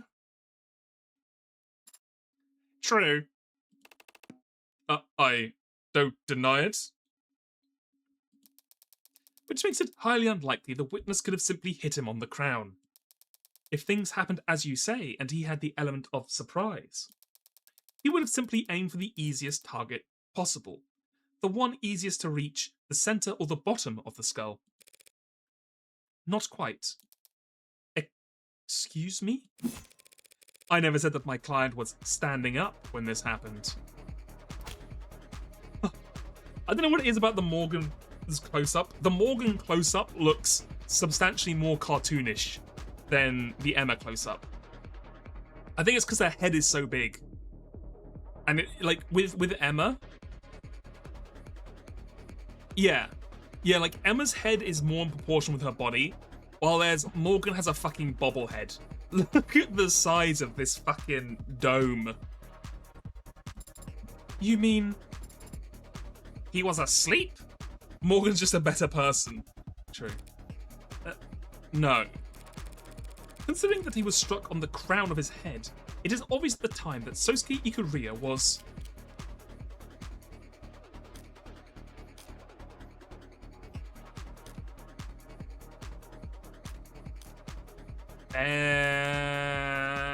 on the...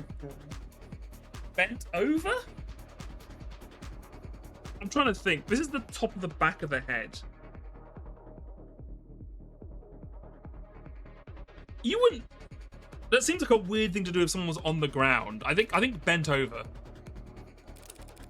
My client... Oh, fuck. I fucked up. That doesn't sound like an answer. That doesn't sound like... She's not giving this with the panache of someone who's chosen the right answer. My client must have been bent over. He was bent over when the witness came from behind and... Bent over, came from behind? Morgan, please. Keep your filthy fanfics to yourself. Adonai. What? Why are you interrupting me now? Because I thought... Yeah, okay. That's literally what I was saying. I thought you'd want to know you were about to phrase things in a way that would sound very silly. And also in all my AO3 fanfics. Sorry, to lead into the bit, I should have said it like this. My client must have been bent over. He was bent over when the witness came from behind and... What are you talking about? Sarah's right, Morgan. You should let her take this one. What? It was when Sosuke bent over to pick up Yoru. Oh, we still got it. Huge. Sarah has all of AO3 on her disc. She really does. Well, then she has access to all of it through the network, but then she downloads all the Sosuke ones directly to the hard drive. That's when Officer Rogers struck Sosuke on his crown. As I said, the one thing I do remember, besides walking out of there, was picking up my sword. Picking it up off the ground. Having your android argue the weaker points for you now, Counselor? Well, she is my legal aid, so... Not exactly the bravest tactic. Tactics are for freshening your breath. Almost. What can you claim is weak about the argument? Positioning. If your client really had walked out of that office, was walking out of that holding room, and then was immediately hit from behind, where could his assailant have possibly been standing? Oh fuck, we got the map. Oh god. In every crime prosecutor game, there's always a map. And 90% of the time, it's always the hardest one to get, because you have to, like, be specific with it. Let's have a look. If Sosuke had to get out of his bindings first, and then push open the door... Okay, so this is the door for the hostage room. And he wouldn't have been cornered with keeping quiet. Oh, sorry, concerned with keeping quiet as he went.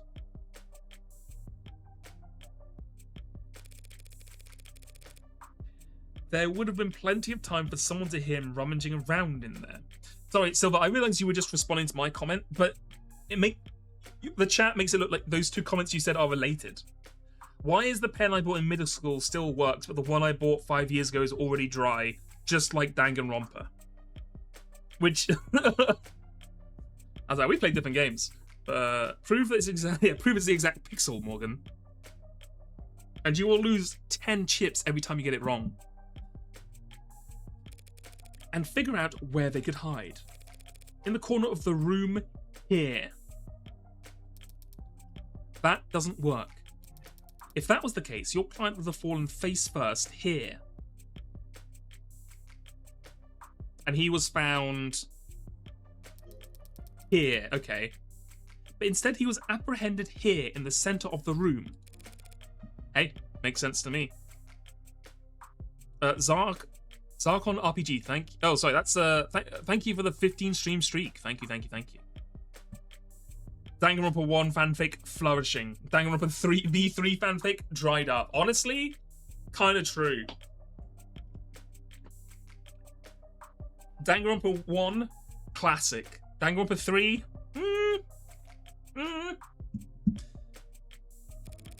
looks like he dropped like a sack of potatoes by the door, sure. But then he was dragged to the center of the room. Would explain the streaks of blood we can see discovered on the floor. So those weren't left by him gliding his feet in order to move silently? I was hoping to learn that technique. Your Honor, I fear the defense may not realize the weight of the implication that her statement carries, or the fact that we're implying that this guy killed his partner. If, as she claims, Sosuke Bosuke was knocked unconscious by Officer Rogers the moment he walked out into the room, then my client never had any opportunity to stab Tariq Chopin in the back. And the only remaining individual who could possibly have killed him would be me. Oh, he admits it. Perfect. Job done. All right, let's go home. Yes. Any thoughts on that, officer? There's one thought that's been frustrating me for some time, actually. One I expected the prosecutor to voice, but perhaps I misjudged her. Why did he get more aura with the hat on? Because he's changed personalities. Now he's the cool ex-soldier policeman, not the lazy, sad, sniveling one.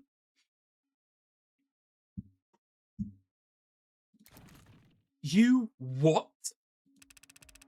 None of what you're saying makes any sense. You say I hid in the corner to surprise Sosuke, and then I, what? Snuck up on Chopin? How could I do any of that if I was downstairs at the time Chopin was killed? At the time Sosuke killed him. It's not that the thought hadn't occurred to Emma, you idiot. It's that once I address this point, your entire testimony falls apart, and the truth of the case becomes crystal clear.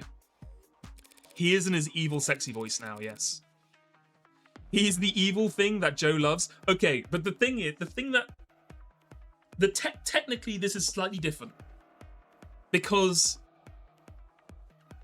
it makes more sense in the courtroom, right? Because in the general idea of the suddenly I'm evil and sexy, it's like someone revealing themselves to a person in private, right? Or like once their plans come into fruition. Whereas this is more like he's trying to pretend that he didn't murder that guy. So he's putting on this role to like try and protect himself from being seen as suspicious. And then when that didn't work, he's like, okay, we're gonna stop doing that bit then. There's no misunderstanding on my part. And I suspect none on the part of the people either. Because the truth is, when you and your partner arrived, you must have immediately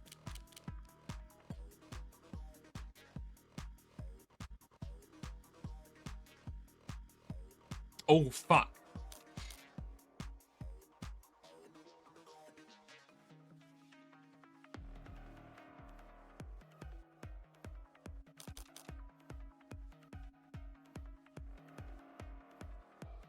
I think it's taken the lead. I really want to say KO'd Chopin because, like, you know, that's like the dramatic thing. But why on earth would he just, like, kill Chopin as soon as they walked in the door without even knowing what's going on? I think he took the lead, went up to the 3rd floor, did all this bullshit, and then Chopin walked in and he killed him. You were the one who took point, not your partner. Excuse me? Chopin shot open the lock, sure, I believe that. He was the one all gung-ho about coming there anyway. But after entering, you went ahead of him while he covered you. What?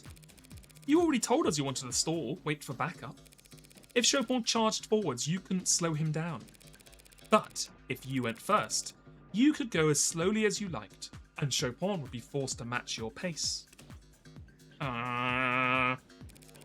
You were the one who cleared that room and shouted down that everyone was dead. I told you, I testified. So did your blue blood tail. Testified all about how you and your partner separated on the 2nd floor. Objection, mischaracterization of testimony. The witness the defense is referring to did encounter 2 officers, but the witness never identified either of them. The blue blood didn't need to. All they were waiting to hear was whether any blue bloods were alive. So, after Rogers shouted down to Chopin that everyone was dead, they bolted out the 2nd floor window. And when Chopin shouted that someone was in the alley, Officer Rogers opened the window behind Creek's body to try and spot the runner. Okay. Then he ran down the fire escape to try and follow them, only to give up when he saw there was no ladder to get down with. It's entirely possible that Chopin yelled that someone was in the alley from the 3rd floor. The scene of the crime is soundproof, remember? No one in that room would notice a commotion in the alley unless they'd already opened the windows to check it. True? So, since Chopin yelled about it, he had to have been the officer who stayed on the 2nd floor.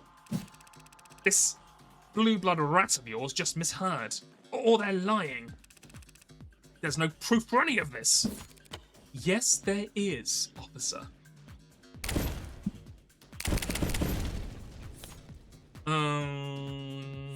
So the dumpster has a dent in the top of it, which has already previously been established for when the blue blood, what's her name, landed on it. So it could be that. Front door, meh, nothing. Nothing. Receiver app, nothing. Okay, yeah, it's the dumpster. The dumpster from the alleyway? Yes. Rogers used it like a trampoline to jump down from the 3rd and back up to the 2nd floor. Okay, I've clearly done it wrong. Fuck. Rogers used it like a trampoline to jump down from the 3rd and back up to the 2nd floor. Very creative, counsellor.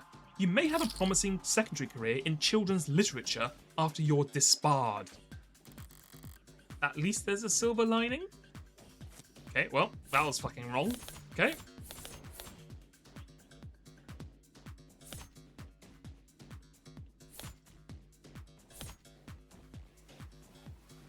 Oh, fuck. Is it the footprint on this, what's it called?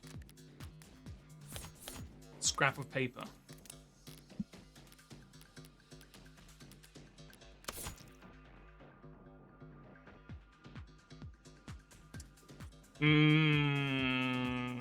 It was a common type of boot print. They said they couldn't specify whose boot it was. I mean, I guess it proves someone was there.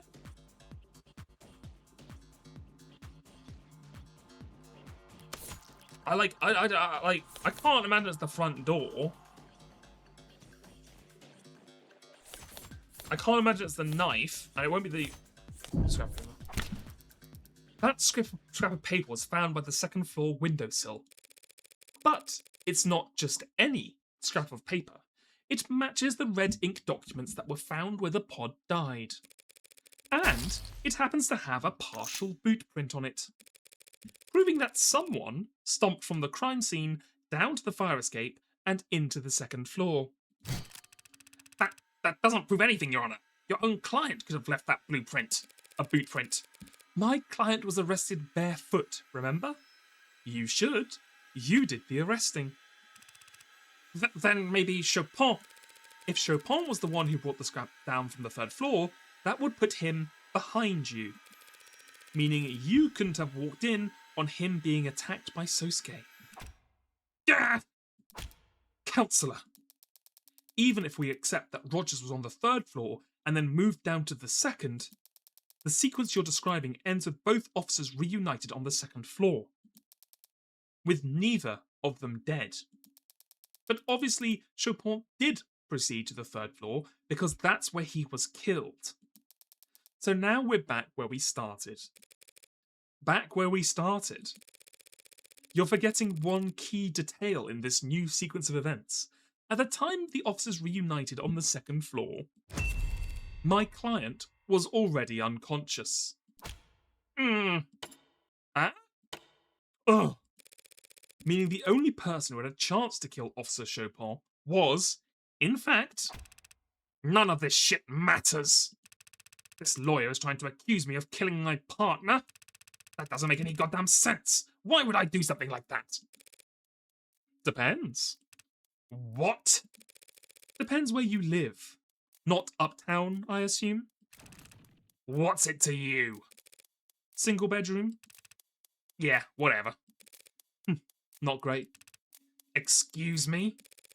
And having to ride around all day with some insufferable spoiled rich stick in the mud?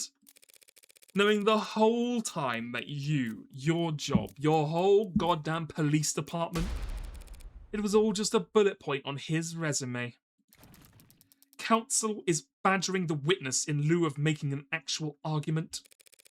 Apologies, Your Honour. I'll state the motive plainly. Prop 492 was corrupt. Blue Bloods and worse would profit off it at the city's expense. But it would also bring economic relief and badly needed repairs to the lower wards. It might also stop the canopy from, just falling down and crushing everyone who lives there, Final Fantasy VII style. But a climber like Chopin wouldn't have cared about any of that. Every photo I've seen of this guy, he had a big stern frown. But I'll bet he was grinning ear to ear when he found that red ink. Must have made you sick to your stomach. So you killed him, and then you bled him like a pig to try and destroy the documents he'd have plastered all over town. You're crazy. That's not possible. Do the people have anything to add? Emma hates losing, but she's not stupid. She must be getting sick of having to cover for this. Officer Rogers. You were the one who entered the third floor first, weren't you? Oh, what is she doing? Huh? Yes. How long were you there before your partner alerted you to someone escaping through the alley? More than 2 minutes, less than 3. You had a chance to start looking the room over?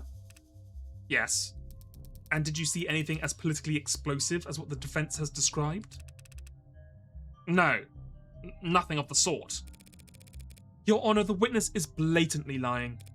We know the documents were there, and we know Chopin found them because they were found underneath his corpse. And it is the defense's theory that he was killed because of these documents? Because he would have tried to make them public, essentially? Yes. That's the defense's proposed motive for this man to kill his partner? Yes? I see. But why would he be prepared to kill his partner reading documents left out on a desk when he had over 2 minutes to simply get rid of them beforehand? Oh shit. And with that, it's time for our break. I'll be back in 5-10 minutes. I'll see you then.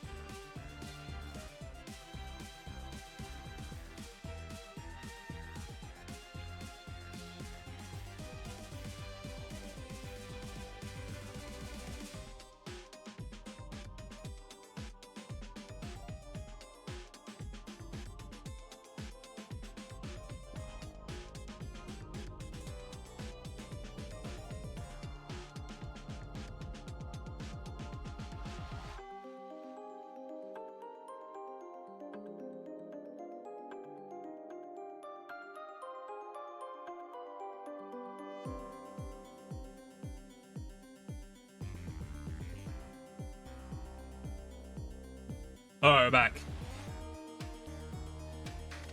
Okay. Let's see what bullshit we're pulling up now. What can Emma do to prolong this stream even longer? Or trial, I should say, of the stream. I mean, my little guy there. There you go. Check. She's doing a lot of checking this stream. I hate streaming. I hate streaming. Every day I get up and I cry. I'm like, God, no. Not again, please. A damn good question, Your Honor. Do we have an answer for it? I'm getting there. I'll get there. Close. His layers are falling off. Just like the layers of Sosuke in Sarah's fanfiction. Morgan's like, what the fuck does check even mean? I don't play chess. True. She's more of a mahjong girl. This is a cold guy. Cold enough to walk into that room, knock out Sosuke, and start calmly looking around. Excuse me. So is he lying? Did he actually see those papers? No. Emma's right. If the papers were in plain view, he'd have just tucked them into his jacket. If the papers were in plain view... Were they? Oh, I don't remember. Where the hell did I put them if not on the desk? I remember taking them out of Creek's safe and thinking they were nothing important, so I just... Okay. That's probably how one page got left, where it could have stuck to the bottom of Roger's boot. But before I left, I reorganized things. Tried to make it seem like I was never there, so I stacked things neatly. Yoo-hoo, Counselor! Any cuckoos in or around the nest?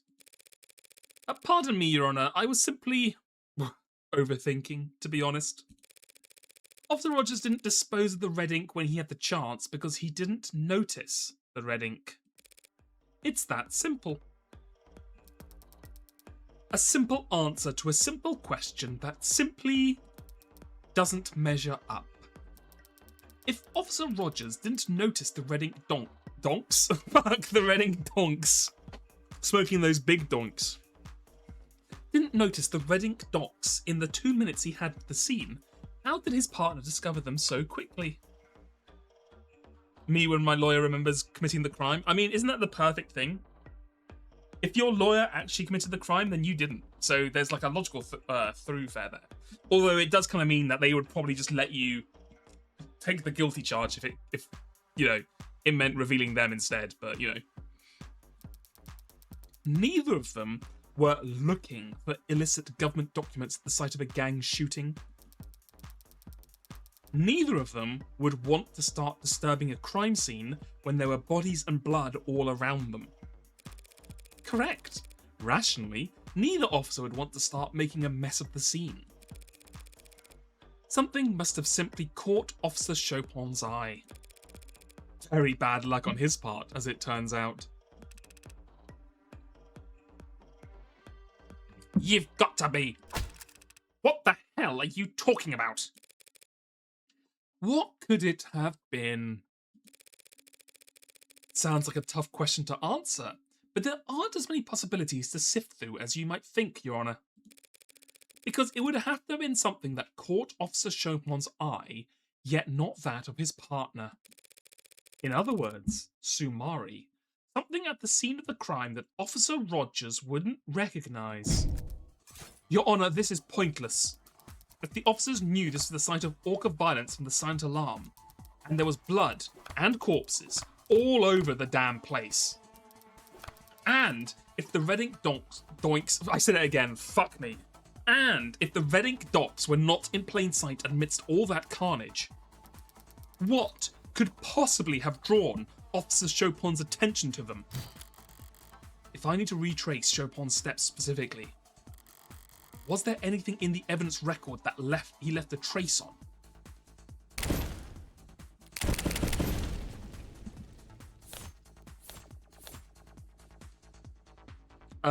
There's Yoru. There's the dark. It must be the dark card. It must be the dark card. His fingerprints were found on it, and it's only known to rich.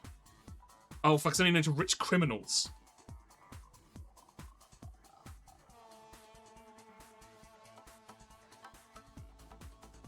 I think this might still be it though,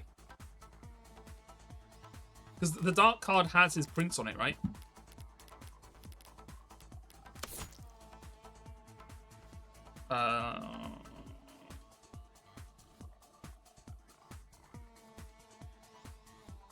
Oh no! Wait, what? Where did I see it had his? I thought it said it had his prints on it somewhere. Did I get confused? I must have got confused because it says.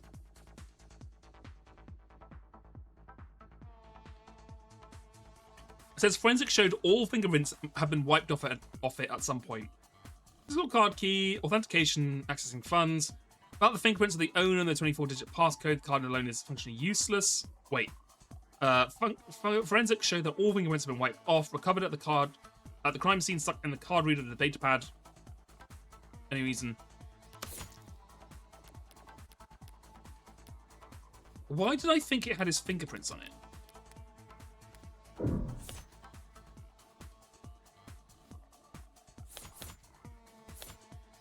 I mean, I think it's still this. Like, this is the only thing I think of that, like, he would recognize that the other guy would not recognize.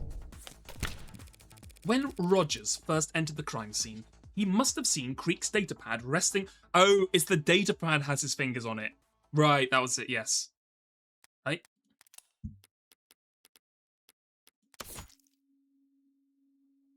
Yeah, also Chopin. The datapad has Chopin's fingerprints on it, and the dark card was stuck in the card reader of the datapad. Okay, that's what I was thinking of.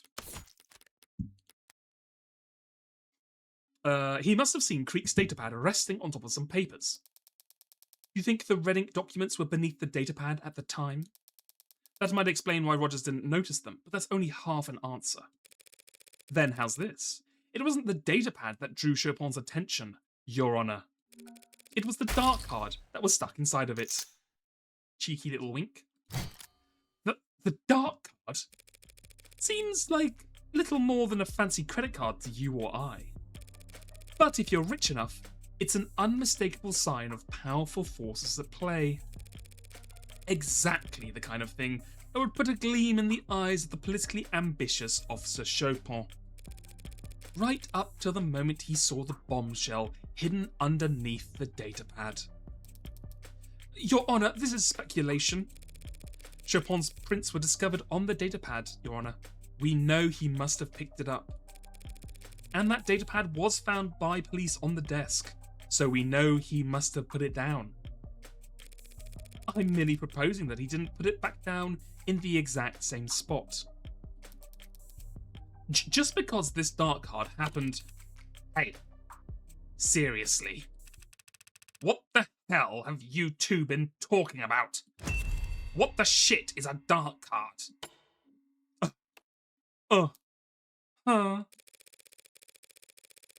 Cryptographically anonymous wallet card that rich people use to buy illegal drugs and gifts for their mistresses. With Dogecoin.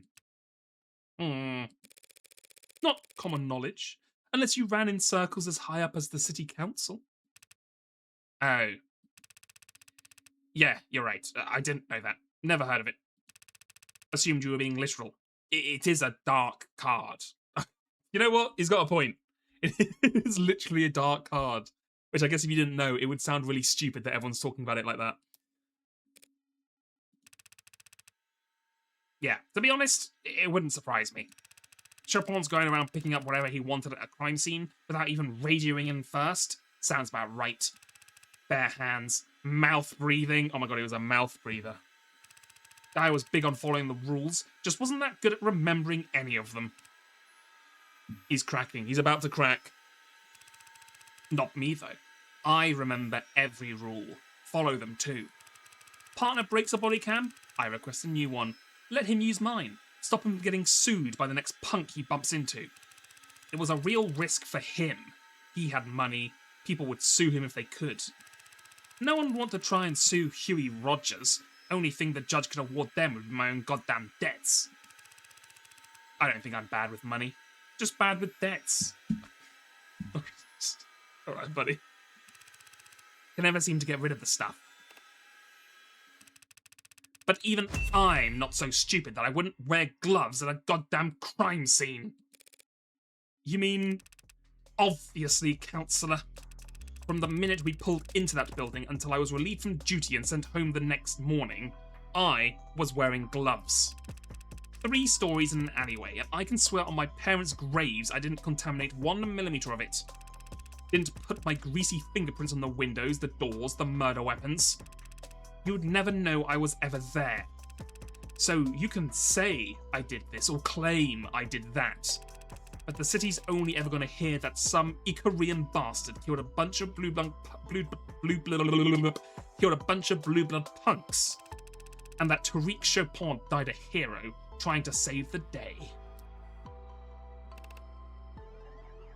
Right. Okay, so we're just admitting it. We're literally just admitting it in the courtroom now, are we? Okay. You know what? Fair play.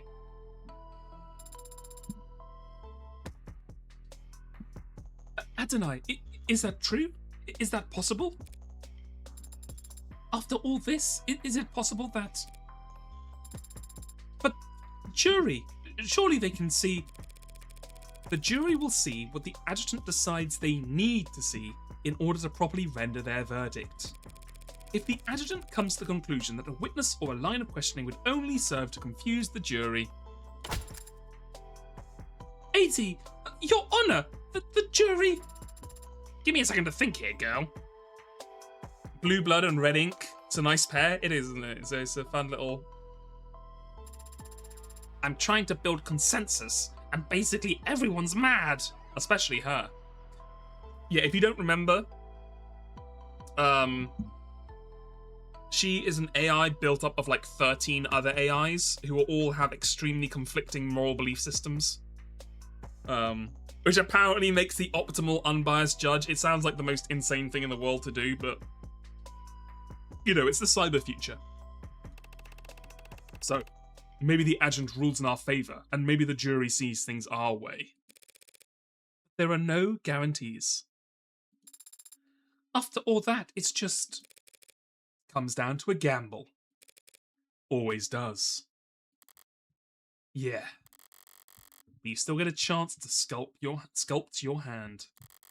And I can do that a lot better than this piece of shit. Just have to take my licks first. Your Honour, I disagree. About what, exactly? About all of it. About everything. Look, we know someone moved from the 3rd floor to the 2nd floor via the fire escape because of that scrap of paper. Which would have to put them in the perfect position to walk up behind Chopin. And we know that Chopin picked up on the datapad because his fingerprints are on it. So, we can reason Chopin was investigating the desk before he died. And of course, we know he died reading the red ink documents because, duh, his body was found collapsed on top of them. Put all that together and... nothing. You still have nothing. Nothing except circumstantial evidence tying this witness to a theoretical sequence of events. Emma, did you get hit in the head too? What? We have Officer Rogers' fingerprints on the murder weapon. What? Heads up, they'll never go all in unless they think your hand is crap. They'll never go all in unless they think your hand is crap? So we're meant to get it wrong? Put on a show. Okay, well, I don't know why they gave me that when I only have one option. Okay, here we go. A doodle-doo. Doodle-doo. Roger's pistol. Used the KO Sosuke. Struck on top, back of his head, no shots fired. His prints were on the pistol he used to bludgeon my client, of course. What? What are you? No, they aren't. As he said, he was wearing gloves. Also, that gun was never fired. What are you talking about? Now that you mention it, yeah. Shoot, did I get my notes mixed up? Okay, we're baiting her. Morgan is the ultimate rage baiter. Here we go. That's right, the bat! Did you think we wouldn't notice you left your fingerprints on it just because it was broken into splinters? The baseball bat used on Trey? Forensics failed to put a single print from that. Is this your idea of a joke? Jeez, take it easy. I just misspoke a little. Also, I don't have my reading glasses. What? Magus. The Mag Us that was used to kill tanks and Creek. Pretty stupid to forget you wipe your prints off a piece that gaudy, don't you think? Counselor, what is this? Are you throwing a tantrum? Making a mockery of the courtroom? The only prints on that gun belong to Sosuke Ikaria. Oh. Sorry, guess I was thinking of another case? This is great. This is a lot of fun. Just a lot of flair. Is there perhaps a gas leak on the other side of the courtroom? And here we go. Boom. The blade. Well, don't I feel stupid? What I've been trying to say is that Officer Rogers failed to notice he left his fingerprints on the most important weapon of all. The very blade that took his partner's life. Enough of this embarrassment. What the hell's wrong with you? I knew a mob lawyer would be corrupt and vile, but how can you be such a stupid bimbo? Whoa, bringing out the B word. Do you think we're all idiots? My fingerprints aren't on that goddamn knife and you know it. My mistake. I can see here that, yes, I was misreading the fine details, and it does appear that your fingerprints are not on that knife. Sorry. You... Oh dear.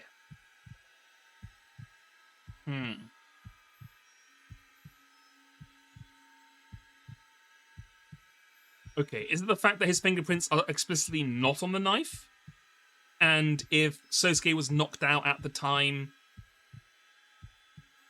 then he would have been the only one to stab him? And we know it wasn't Chopin because he doesn't wear gloves, so his fingerprints would be on the knife. What? Smile. What? What is it? Oh, I guess we're all just wondering. How long have you known it was this knife that was used to kill your partner? Oh, because he wouldn't know that yet, right? Wait.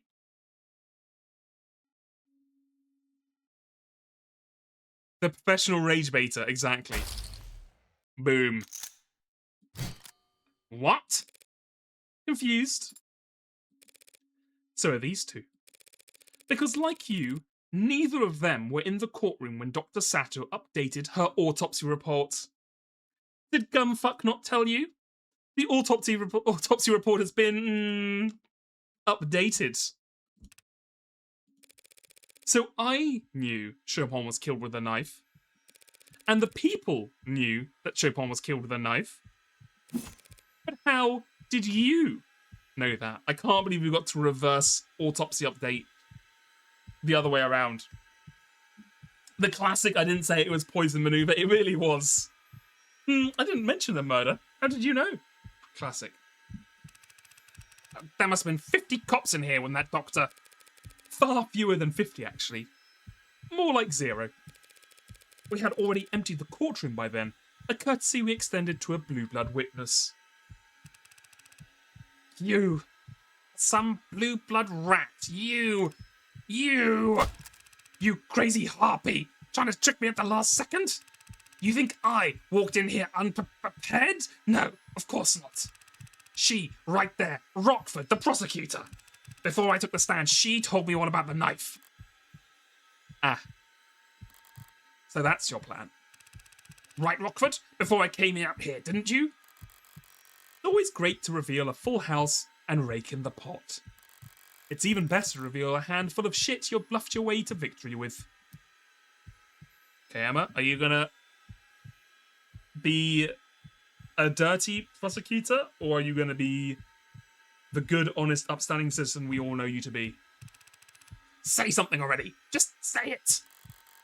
But every now and then, a different kind of victory comes along, where you just get to sit back and watch someone else self-destruct because they completely misread the dealer. Say it! Say that you... Oh shit!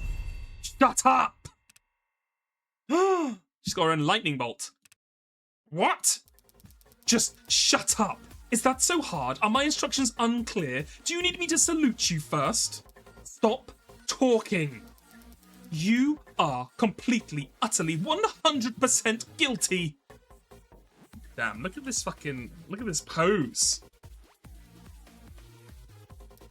Why the hell would I perjure myself to help you? But, hey, start counting. Because from this second on, every word that comes out of your mouth adds directly to the number of years you're going to rot in jail. Unless those words are your confession. He's the Hound of Ikaria. He matters for the mob. We could put him away. They don't want to put him away.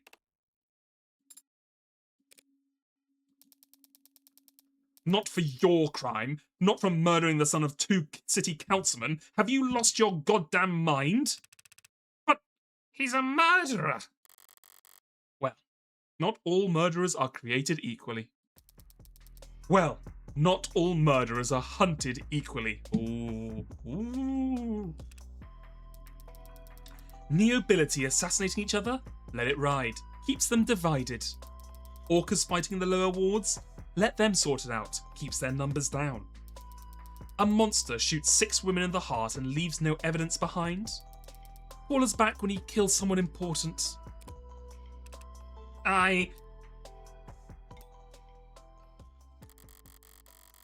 Strange. Once she's properly infuriated, there's usually no stopping her. Well, if she's not going to twist the knife herself, I shouldn't let it go to waste. Your Honour, if the witness is having trouble choosing a place to start for his confession, perhaps I might help by laying out the details for him. You sadistic bitch! Here we go. He was counting on Emma to step in. Now he's sliding down the rocky face of despair. Despair. Or should I say the Rockford face of despair? Am I right? Am I right? Fingernails split and bloody as he attempts in vain to slow the descent. Not very dignified, so I won't leave him hanging. I'll be happy to speed him along. In summary, here we go. A week ago, you acquired a blue blood distress signal when you arrested Tanks, but your partner insisted on letting him go and keeping the code to yourselves. So the night of the murder, when the alarm went out, he jumped at the chance to be the first unit on the scene at what could be a gang shootout. You did all you could to stall, but your partner pressed on and even shot open the door in his hurry to get into the locked building. You made up an excuse to keep him on the second floor and proceeded to the third floor on your own, relieved that everyone was already dead. And puzzled by the delirious Sosuke who you knocked out with one blow to the back of the head. But by calling down to your partner to convince him you were already too late, you alerted an orca hiding downstairs. And when they fled out the window and down into the alley, you opened the windows at the crime scene to give chase. While you were scanning the alley from the second floor fire escape, your partner proceeds upstairs, where he was just as stunned as you were, but intrigued by the presence of a dark card you'd never recognise. He knew that it pointed towards the involvement of powerful parties. It was simply bad luck he found the red ink before you. But he must have felt like he'd won the lottery. He was the man in the city who'd benefit the most from exposing the corruption it hinted at. He must have been salivating at the opportunity right in front of you, standing in the blood without a second thought. You had taken the knife from Sosuke, hadn't even thought about it up until that point. You knew the rest of the force arrived, there'd be no stopping that red ink from going on the record. You had one chance to blot it out for good. That's all. That's all a lie. The smoke and mirrors, tricks and guesswork. The Hound of Ikaria standing right there next to you. The Blue Bloods themselves even tried to kill him, right in front of all of us. No, they didn't. Excuse me? I have it on very good authority that the Blue Bloods wouldn't want my client assassinated. Oh, I'm sure. So, considering where the shooter was and the direction he was aiming, the only person he could have been aiming at would be, well... boom. You! What the hell are you talking about? Seems like the old guard wanted to make sure there'd be a swift punishment for letting Prop 492 blow up. So you can keep protesting your innocence if you want. It might work out. And you might be able to avoid the next Blue Blood who comes after you, and the next after that. Oh, you might survive just long enough to end up the only casualty in a tragically unavoidable case of friendly fire. You're... Blues coming up after you from above and below. Who gets there first is a coin toss. So tell me, you feeling lucky? Punk? Well... You... Any questions? You and this DA, you're... Officer? You're both... Oh shit, look at this. You're all... out of your damn minds! Fold. Got him. With the L. Take the L, brother.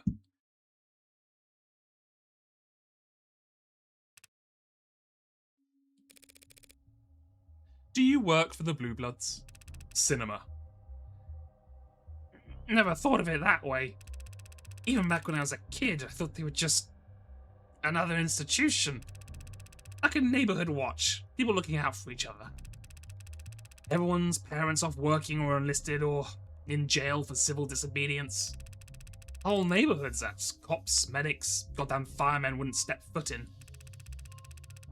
Didn't see it as transactional. Thought I was just lending a hand. My blood ain't worth shit.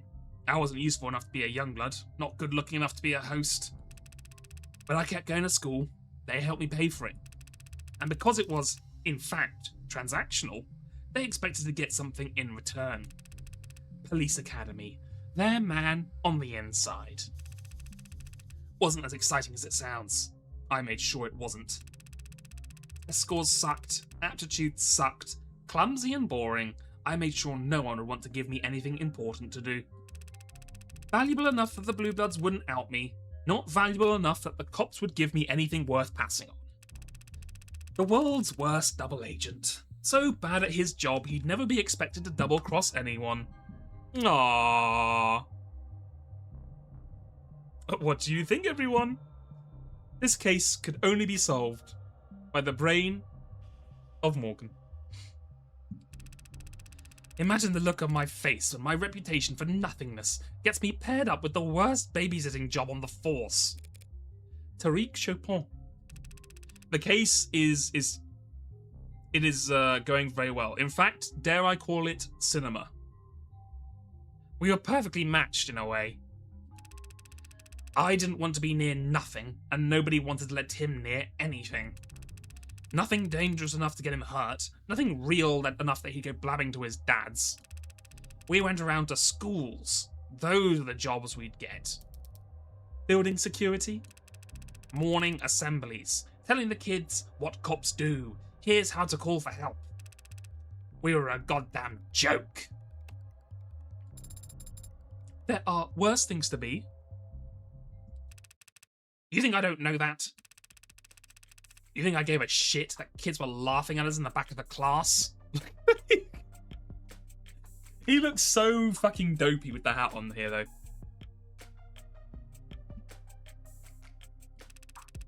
Teens were throwing soda cans at our car. Good for them. At least they were having fun. Tariq was never having fun. He was just burning inside. Humiliation and bile, a stomach full of it. If he hadn't found the codes on tanks that day, I don't know. Guy would have either put his 2 weeks notice in or just drawn his gun and walked into the nearest Orca mansion. So when you two arrived at the building, sideburns have got to go.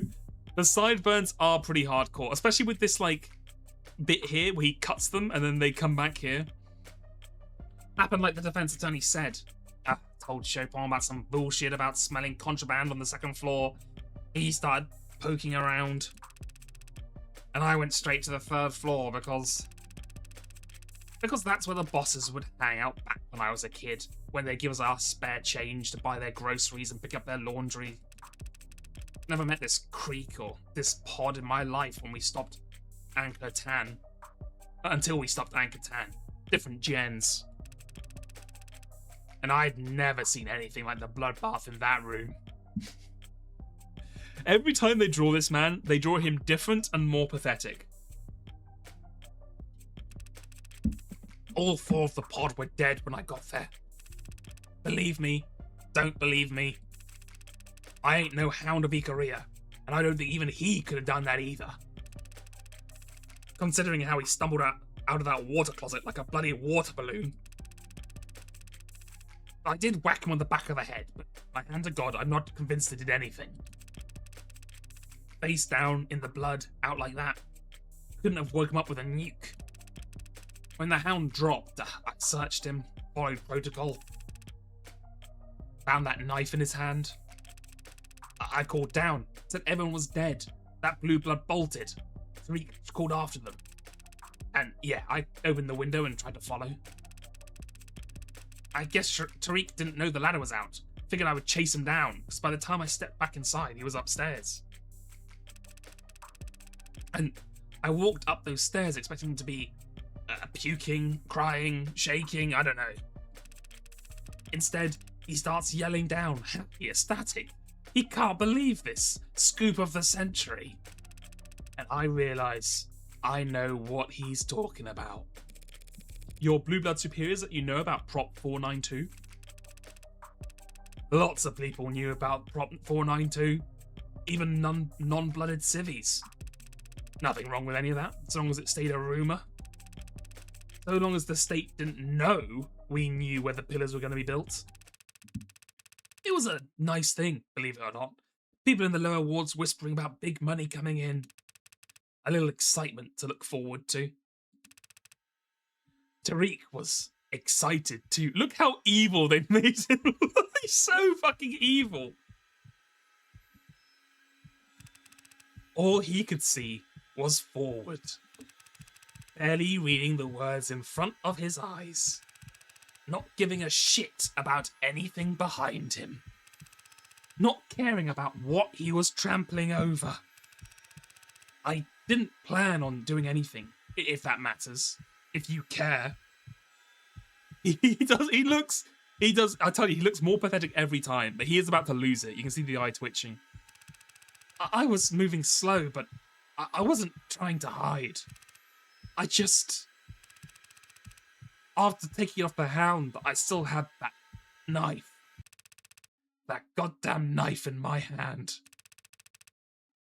You all seem like educated people, so... I take it none of you believe in evil? What a fucking question to just throw out right in the middle of the fucking courtroom. Look at my witness, he's just started talking about if people believe in evil, dog, he going to jail. We believe in evil. Down in the lower wards. It's like a fog. Hangs around certain people, places.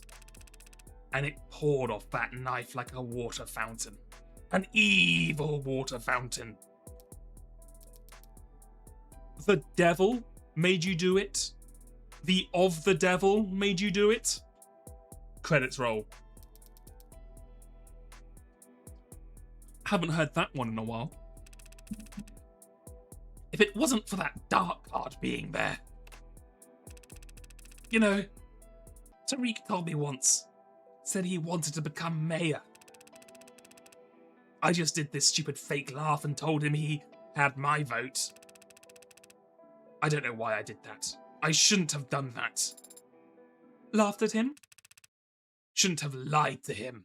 I'd never vote for that piece of shit. Is that really your greatest regret, is lying to this guy, telling him in small talk you'd have his vote? And so, Your Honour, the people will be dismissing the charge of homicide in the first degree with prejudice. I mean, it's still kind of sus that the other 4 people are dead and we have no explanation for who killed them. But I guess if Rogers is saying like they're testifying there's no way that Sosuke could ever kill them, I guess that dismisses him. But what does that mean? They can't charge you with Officer Chopon's murder again at a later date because they found more evidence? Oh, in fact, did I misread this? Hold on. Oh, sorry. What does that mean? They can't charge you with Officer Chopon's murder again at a later date just because they found more evidence. It's called double jeopardy. And the 4 other charges of second-degree homicide. Homicide? That's meant to be a question. We will be dismissing the 4 charges of second-degree homicide without prejudice. So, okay, because, hold on. Yeah, so they're dismissing the charge of the homicide with prejudice, so it can't be done again. But the 4 second-degree murders are without prejudice, so they could be done again. Okay. So she's not quite convinced I couldn't have killed Creek's pod. Miller's blood, having already been on the knife you used to get free in the first place, was pretty huge. Combined with Rogers admitting that you basically stumbled out of a walking corpse. But the way the state sees it, their murders aren't any more solved than they were at the beginning of this trial. It's to be expected. I wonder who did the 4 homicides? Who knows? It could be anyone. It could literally be anyone. It could even be the Heartbreak Killer, for all I know. Then the jury will be dismissed. This court will be adjourned. And you, Mr. Ikaria, are free to go. Oh. Everything that's happened to you the last few days, how is that leaving you so shocked? I'm not shocked, Baka. I'm just... I'm just grateful, Counselor.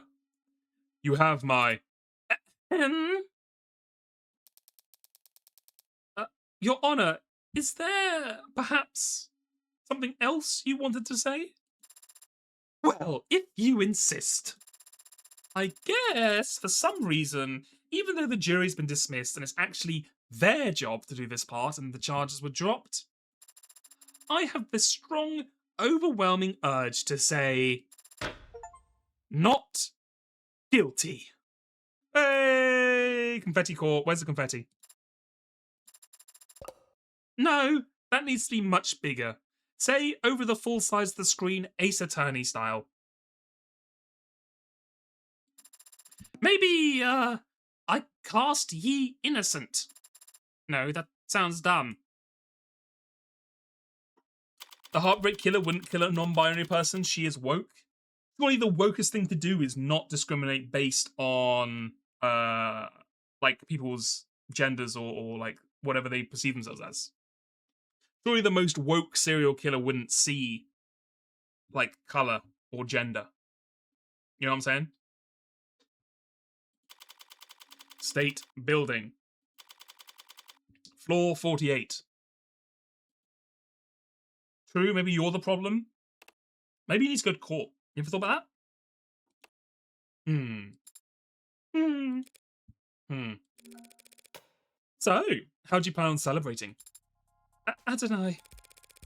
We won, in case the 2 of you somehow missed it. And won so definitively that the police and even the Blue Bloods can't hold a grudge? Right. My apologies. I'm grateful to you, of course. It's just that I still haven't gotten an answer to the question that's been haunting me. Even more so than whether or not I killed Chopin. You joke, but on Tumblr they're doing discourse on how Morgan is actually not woke TM. How is why are they saying Morgan is not woke? I mean, I'm not arguing that Morgan is woke. I think she doesn't really think about it much. I think she just kind of like gets on with her life. The fact that she kills a lot of people makes me feel like she doesn't really respect, you know. I don't think she thinks about that kind of thing a lot. But I don't know. I haven't seen her do actively non-woke things. Unless, I guess, it's like killing not woke. I mean, I would say killing is not woke.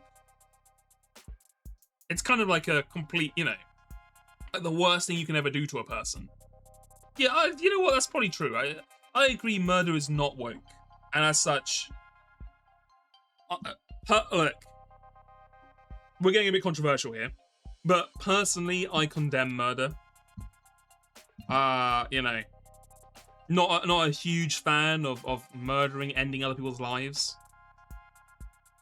Just throwing that out there.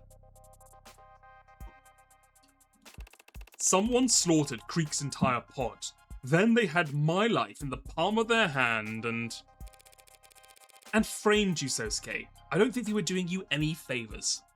What if they murdered Hitler, though? What if they raised Hitler with a better parental father figure? And then led to Hitler inventing wind-powered turbines 30 years earlier. And then solved global warming. What about then? Checkmate.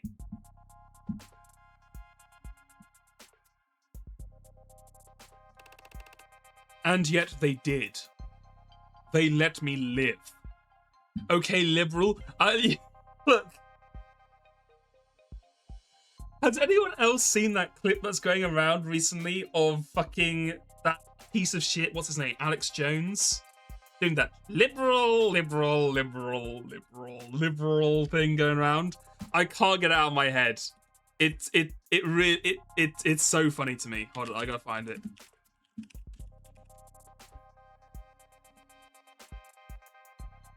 Is it this one? Why can I not find the original? Okay, here it is. Here it is. Liberal. He goes liberal. Liberal. Hold on.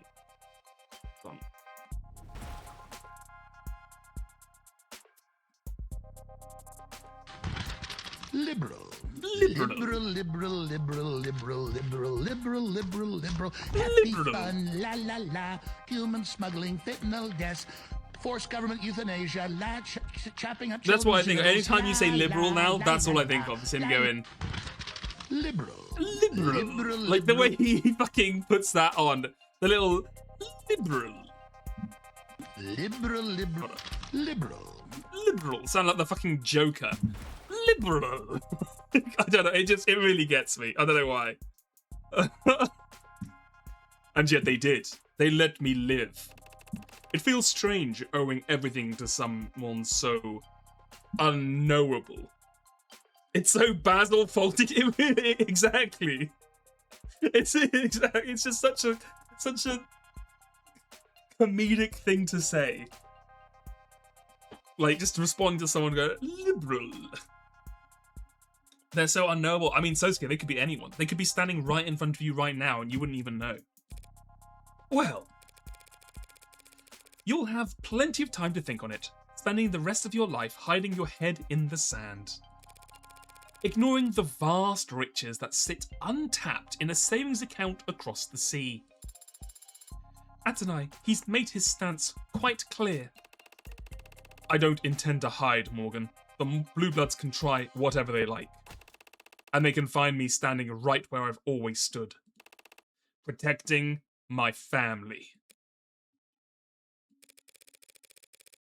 Seems like there's someone who'd like to speak with you about just that. Sosuke! Mako, young master! Please forgive me, young master. I've failed you.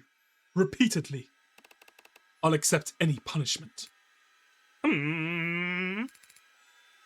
Very well. 108 years of manual labor. Oh, I didn't expect him to call his bluff. Yeah, that's about as merciful as I expected. Well, at least he picked a good number. 108 Of course, young master. You'll need to spend that sentence serving as my head of security, so that I know you're actually doing it. And that means you won't be able to do other jobs anymore. Oh shit, he knew the entire time. He knew the entire time. Even ones that the elders ask you to do. Even delivering messages. It's a punishment handed down by the heir to the noble house Ikaria, Sosuke. Who could possibly overrule it? Ding. As I said, you know what? I come round on Makoto. Exactly. He's kind of annoying and cringe. And, like, especially cringe. But, you know, he's got a good heart. As you say. I'll start right away, if you don't mind. That is probably wise. Grandfather is outside in the motorcade, and he's had nothing but criticisms for the current formation. The chairman is here? He came here? Probably just happened to be on his way to the airport. He is, Councillor Morgan. Surprisingly astute of you. Though he is leaving quite early if he just wants to get to the airport. None of our private planes are even fueled. It seems to be a universal truth that old people like to get to the airport early. I mean, that is true. That sounds very wise, Sarah of House Paralegal. Who are you quoting? Then, if you excuse me a moment, Councillor. Yeah, feel free to... Only old, and if you're a dad. Those are the two people who arrive too early at airports. Now, of course, that depends on your definition of too early. To me, I go by the classic, if you're doing an international flight, get there 3 hours beforehand.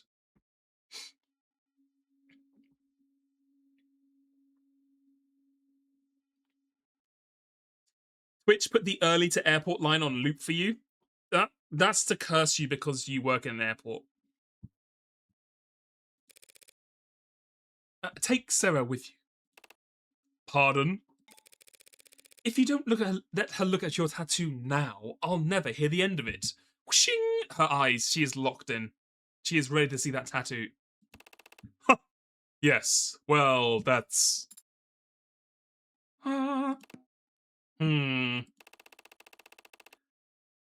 Right then, I'll find a corner into which in which to lift up my shirt. Instant.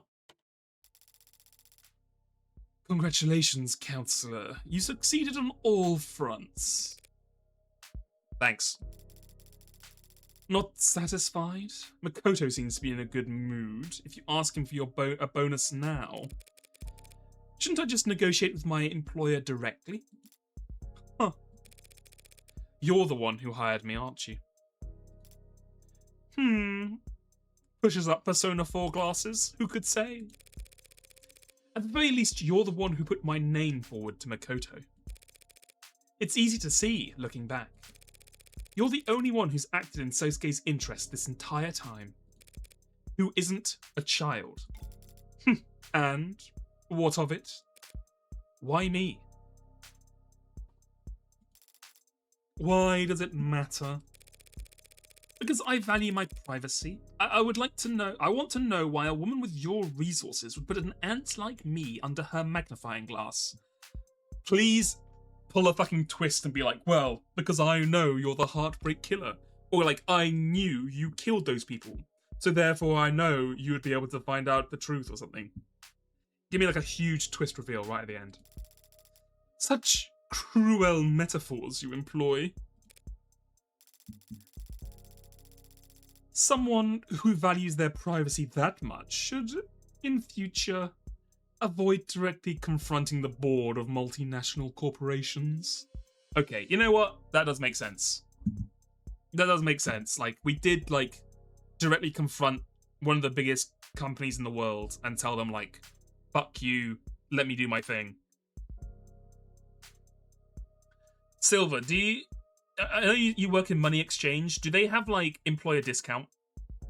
Do you have, like, friends and family employee discount and get, like, 15% off my money? Yes or no? Surely. No? Bullshit. Noble's board of directors. You were... Not among them myself, but when one woman shifts the opinion of a room that stagnant, even by a millimeter, word gets around. Well, Morgan, you're fucked then. Basically, like, every single extremely rich person in the entire city knows who you are directly. I hope you enjoyed killing people, because I don't think you're going to get many chances carrying on from now. Sweat drop. My, you really are a shy little girl. No putting the genie back in the bottle, but I won't recommend you to anyone else, if that bothers you that much. Thanks. Though, you can be pretty shy yourself, letting Makoto take all the credit. Why the subterfuge? Simply kill the knowers? Simply kill every single board member of large multinational corporations? You know what? Why not? We can't even get a discount if we make a mistake. It used to be that way, but no more. I lost 300 euros in December, for example. I had to pay premium price for it.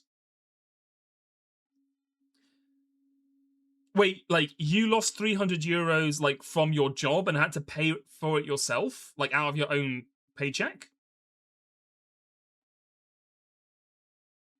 That's crazy. What? They make you pay if you lose the money? That is insane. Like, in most jobs, if you, like, damage something, the company just counts it as, you know, there's a term they use for it. I can't remember what it's called, but, like, you know, waste, basically. I mean, I understand money's money, but I assume either, like, it's a 1 or 0 thing. It's either a, you know, we can lose a little bit off the top, it's fine, that's just waste, that's just how life is, or we're firing you for stealing money. That is insane. That's crazy. Anyway, sorry. I've already overextended myself in this matter. A woman from my side of the house intruding upon the IFG's business. Shrinkage. Shrinkage, that's what I mean. 300 euros is not the biggest sum someone lost, by the way. That is insane. Like, I understand, like, you can't just be taking money from the till and then claiming it's shrinkage. But then in that case, you would, like, fire them and then say, by the way, we're fining you X amount of euros because we think you're stealing it. It's kind of crazy that they're like, oh, you know, some things sometimes get lost. That is how it is, but also you need to fill it up yourself. I don't mind that I'll have to rip out the fingernails in front of the elders as recompense, but I thought I might spare myself the additional pinky or so. You're being literal, aren't you? Disobedience always has a cost, Jesus, and those are some big-ass fingernails to rip out as well. Especially in the old families. Especially for daughters. But not flinching as you pay the toll carries its own kind of power, don't you think? Maybe I'm just trying to dress up my cowardice as dignity. Disobedience used to come naturally to me. It gets harder the older you get. Normally it's the other way around. Harder to believe your independence wasn't just immaturity. That's why I'm glad Makoto's such a good boy. I don't want him to feel any guilt later in life. Yes, Makoto certainly takes his responsibilities seriously. Bigger fingernails are easier to rip out. I mean, you get a good purchase.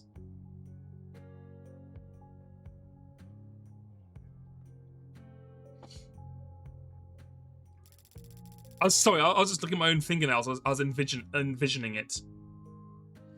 Anyway, I can't imagine what he gets it from. I was such a hellraiser. He must get it from his father. I suppose it's an interesting mark below Sosuke's eye.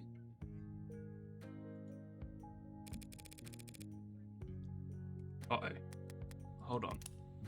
Hold on. Wait a minute. Is this okay? Is this the fucking bandage they've had under his eye the entire time? Wait a minute. Shit, okay. Are you telling me... What's her face? It looks to be a mole, but it seems to be hereditary. What's her name? Morgan? No, that's our name. Mireille? Mireille actually fell in love with Sosuke, and their child is Makoto.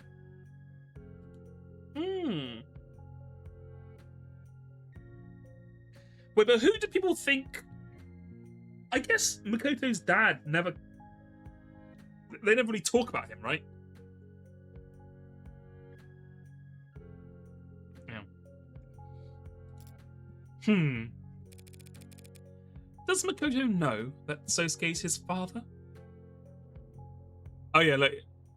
You can see the little, the mole here.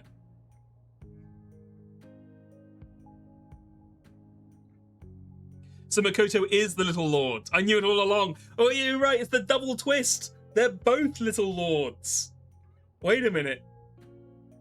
Hold up. Oh shit, is this a beauty mark? Is this a beauty mark that Mireille artificially puts on so that no one notices the mole doesn't come from anyone else? Makoto the Littler Lord. My god. What a twist. What a twist. They both were Little Lords in the end. Does Sosuke? I would be very disappointed in Sosuke's intelligence if he didn't. I mean, you would hope so if he was banging her and then 9 months later there's a child. You think he'd at least think about it? That's why Sosuke left the family to join the military, wasn't it? Why he asked to become the Hound when he came back? He is kind of, you know what, he is dumb. That is true. Self-imposed exile for interfering in your arranged marriage? Interfering. We were younger then, but we still knew what we were doing. We knew there was no stopping the marriage. If we didn't cover up the pregnancy, others would. Or just eliminate the problem themselves. Sosuke left before the bridal shower. A sudden enlistment, certainly, but I don't blame him for not wanting to be there on guard duty as I married another man. Wait, if Makoto is Sosuke's son, though, that means he carries his blood. And we carry the flame. If he stands to inherit from both his father and his mother, his worth... I understand this is going to be hard for you to believe, coming from a woman like me. But Makoto's already worth enough. He has his health. He has his mother. Buddy, okay, why are you talking like a fucking Facebook mum? Live, laugh, love, Makoto. Haven't you heard it?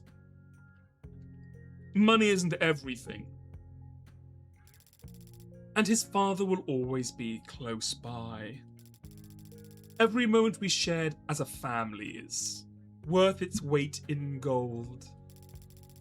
And, as you've now seen, when given the opportunity to choose between Makoto and the Blue Blood fortune, I guess that's true as well. Because, yeah, now that we realise Sosuke is Makoto's father, that also makes more sense why he's like, actually, I'm fine not becoming the head of the rival gang that tries to kill my son. Sosuke chose the former. You All of you. You can have it all. Also, Morgan, though, I have to say, what do you mean have it all? Like, they're already unbelievably absurdly rich. You know what I mean? This isn't like middle income jobs here. Like, she's the head of a multinational corporation. And Sosuke is the father of the heir to one of the biggest criminal gangs in the entire city. Why don't you want it all? We already have it. I see. You don't understand, do you? I don't understand. Capital accumulation is its own reward. I mean, I guess it has to be, by the way that fucking, Elon Musk and Jeff Bezos go around. Oh, do they literally have it all? Like, literally have it all? Like, they've already drained the blue blood accounts because they have the blood?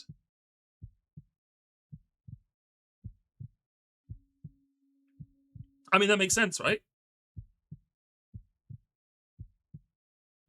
If they already have the blood of the blue bloods and no one else can even check the accounts because they need blood to even see the accounts, no one would ever know if they already drained them.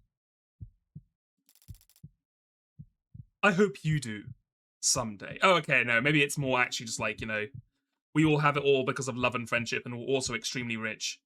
You imagine word would get out? But how? How would word get out? Like, no one can check the accounts without the blood. And they're the only ones who have the blood. Let's get back to something I fully understand, then. Bargaining.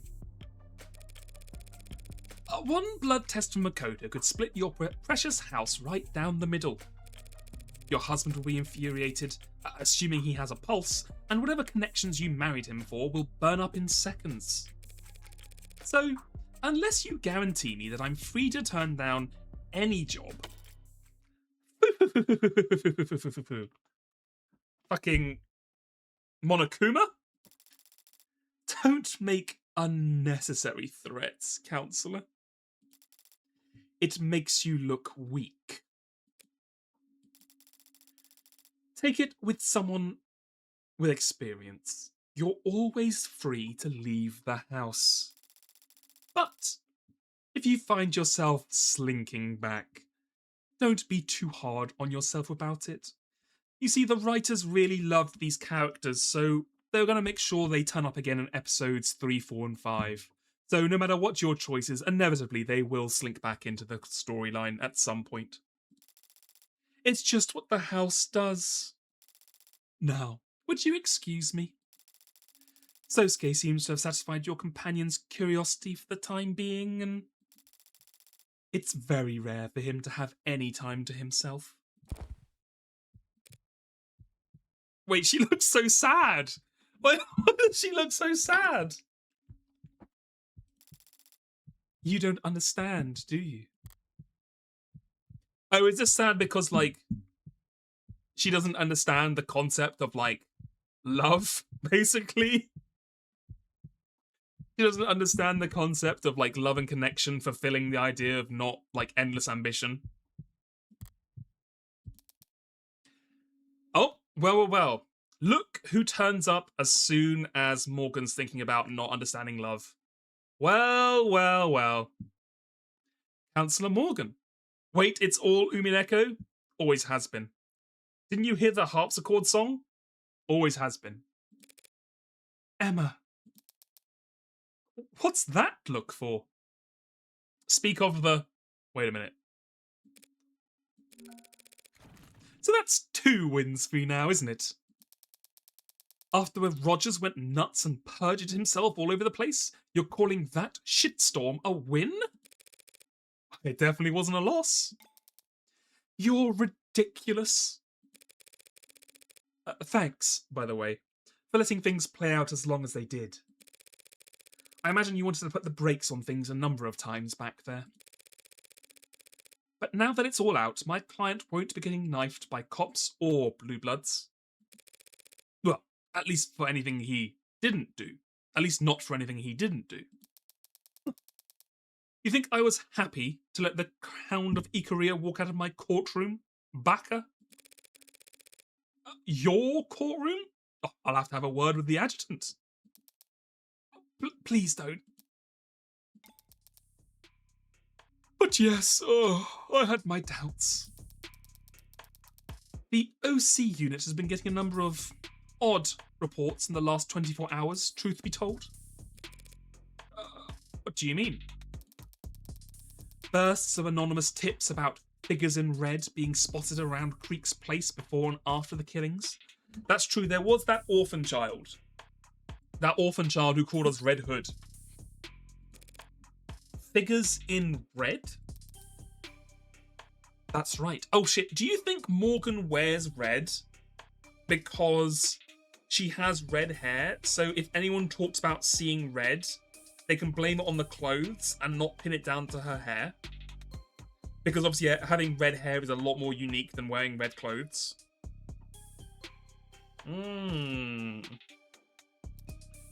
The rust. Ah, right, the rust. Okay, never mind. I don't like the timing, but it's not as if OC can ignore the idea altogether. Someone killed those four, and it wasn't Sosuke or Rogers. But if you don't like the rust for it, where's your head at? Whoever killed Creek's pod did it with such an unhinged brutality. You think she wears black and red because it hides bloodstains? Great. I mean, it can be that as well.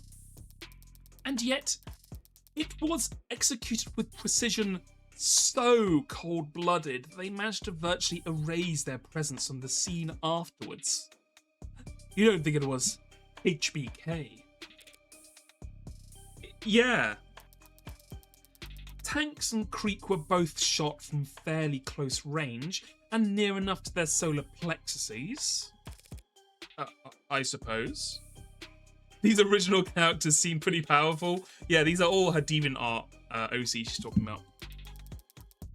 Bashing Trey's skull in was overkill, yes, but it was the safest way to erase anything his mods may have recorded.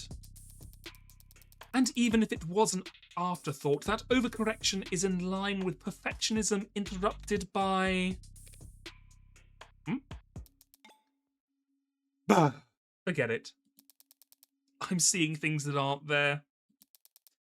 First sign of obsession. Obsession?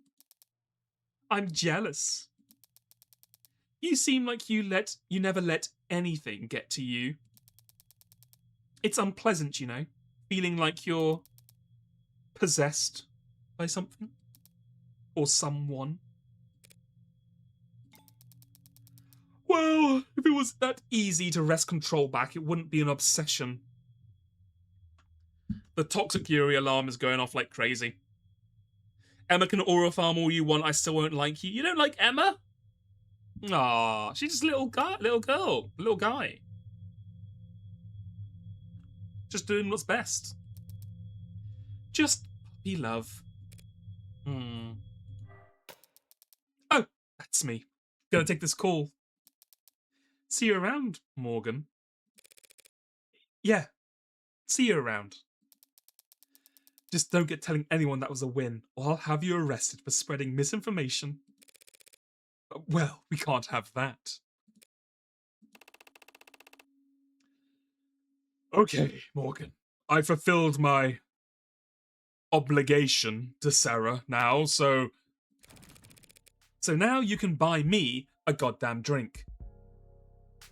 I hate Era, sorry, I never like her in Death Note, and it passed down to her. Damn. They really are made for each other, though, it's true. Pardon? You can start your 108-year sentence tomorrow. I've got some paperwork we need to go through before then, and I don't want to do it sober. Huh. Oh. You're serious? Of course I am. Everyone knows it's tradition for their client to buy their lawyer a drink after beating charges like this. And in this city, they take them to this one special bar. Kintsugi. Huge. Morgan is the true homie. She's promoting her friend's bar. Promoting her friend's bar to a guy with a lot of power who can get a lot of people to drink there. You want Morgan with Reyes for your Toxic Yuri quota? You know what? That's fair. I've never heard of that tradition. Or that bar. Yes, well, you've lived a very sheltered life under the roof of House Ikaria, but I forgive your ignorance. Time for you to put the fat wallet you've been accruing for that whole time for good use. I suppose I do owe you a great deal. Very well. I will go along with this. But first, I must inform Lady Mireille and the young master. Go right ahead. Be my guest. What was that, Adonai? Did you want to get a look at Sosuke's tattoo as well? I'll take a rain check. Yeah, so I tried to postpone the ad as long as possible. I think we got through all the important stuff. Sosuke seems much more animated this afternoon, don't you think? Did you say something to him? No. No, I didn't do anything. I do like the little beauty mark to mimic the mole, though. That's very cute. I see. They could have raised the camera up, like, you know, an inch or two, though. Kind of fucked up to cut. I mean, I guess it's meant to metaphorically represent how, you know, Sosuke isn't really in the picture as his father, but is still there in the background. But, I mean, come on. Then perhaps his injuries were just taxing him more than we realised. That must be it.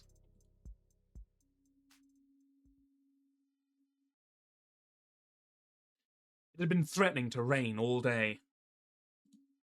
Grey skies spanning a slate blue world.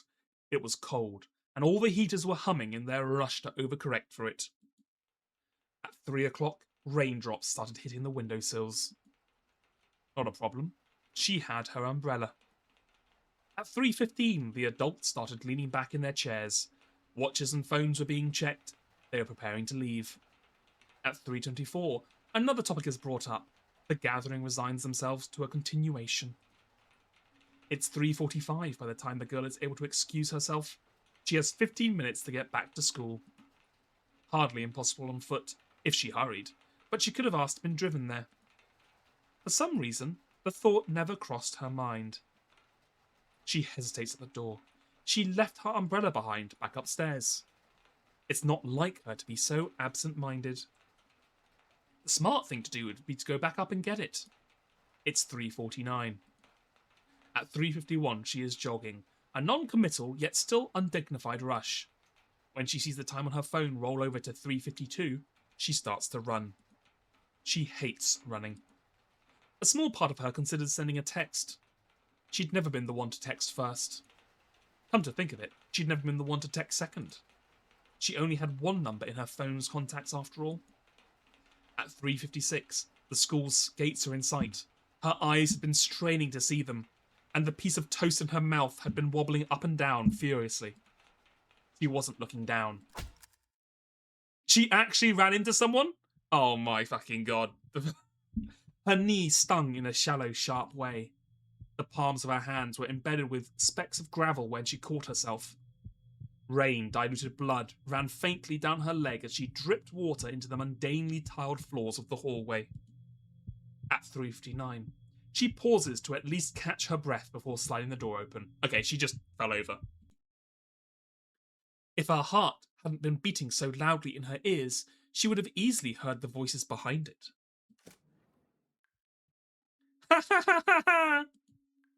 Where'd you even come up with this stuff? It's never a good look when you have the faceless people with the cut-out smiling faces. Hey, I can't promise it's going to be that exciting every week around here, but... Ev, what are you... I thought you had a family thing. Aww, look at little baby Morgan. Oh no, is this her only friend telling all the fake people all the embarrassing cringe stuff she does? Oh shit, are you okay? What happened? You're soaked and... I thought...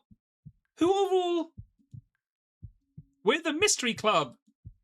Name pending, I hope. I was told the name could change.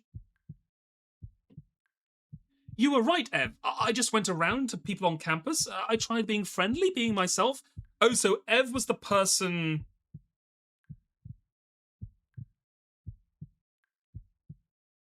Ev was the person in the library that they were trying to make a club from. Yeah, Evangeline, yeah. And I'm assuming Morgan never really thought she would do it, and it would be their fun one-on-one secret personal club thing. But now she's actually got a lot of friends, and Morgan is going to be forced back to being a loner. People started signing up. But forget that, your knee! It's fine. You must be freezing. Let me give you my coat. Screw it. I'll just carry you to the nurse myself. Stop. Ma'am, this girl just showed up and she's bleeding.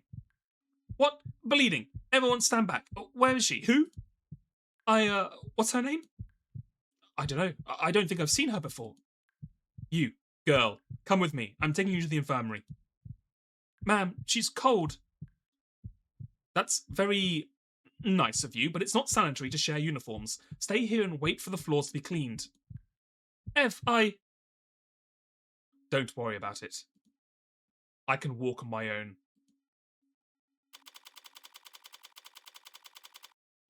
5:44 p.m. I assume that's what that was. That's like, she was running so she would be in time to help the club have enough members to register. Because that was the thing, right? She was like, I'm gonna get there, so I'm there in time, so the club doesn't get cancelled because it needs a certain amount of members. And I was like the only other member there. But then she got there and actually it's completely fine. And all her friend, like her friend now has loads of other friends she can actually have the club with. And she now feels kind of abandoned. And with a little sprinkle of salt just around the edge, there you have it. Oh, that looks wonderful. Thank you. Of course. Let me know if you need anything else. I must admit, Morgan, this is quite a fine establishment. Although it is slightly awkward both me and the bartender are in the same scene, so people will start to realise that Walrus does basically the same voice for both of them. And so exclusive. The whole staff here on hand to attend just the two of us. I can't imagine what the waiting list must be like. Right? Lucky for you, you've got a man working on the inside. I can assure you a table at any time, Sosuke.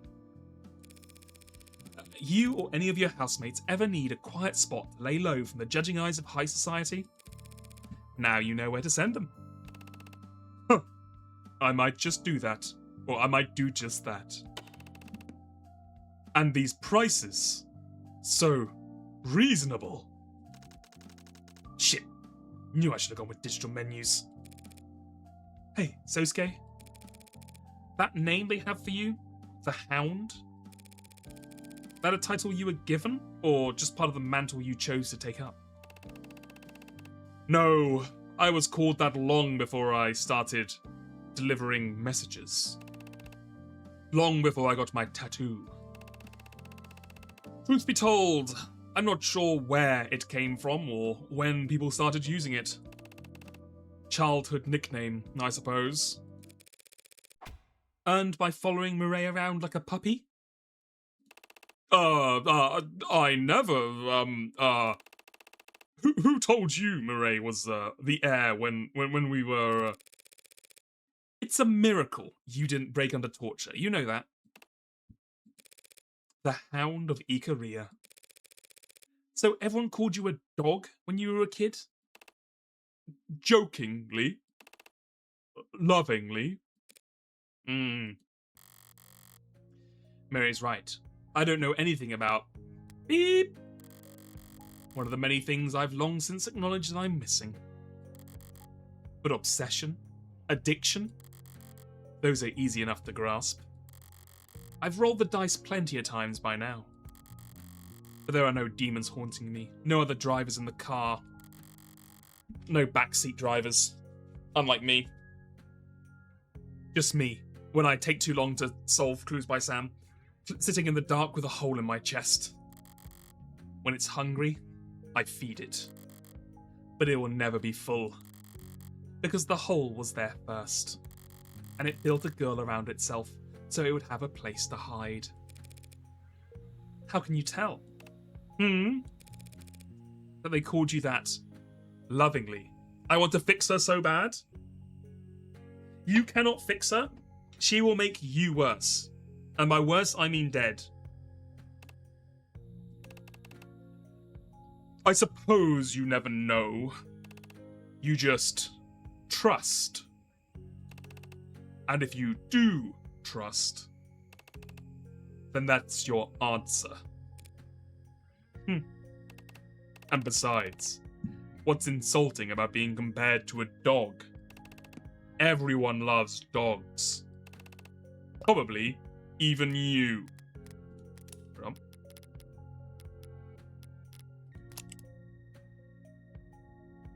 I'm pretty sure in chapter 1, didn't she say she either liked or disliked dogs?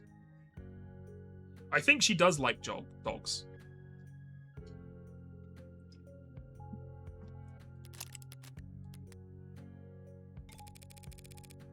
For your information, I like dogs just fine, Sosuke. But I could never live as one. Well, yeah, you're definitely a lot more cat-coded, Morgan. You're insanely cat-coded. Everyone's already collared in this world, tagged, labelled, classified, and put in a box. But even so, I refuse to sit at the end of someone's leash. Better to remain astray.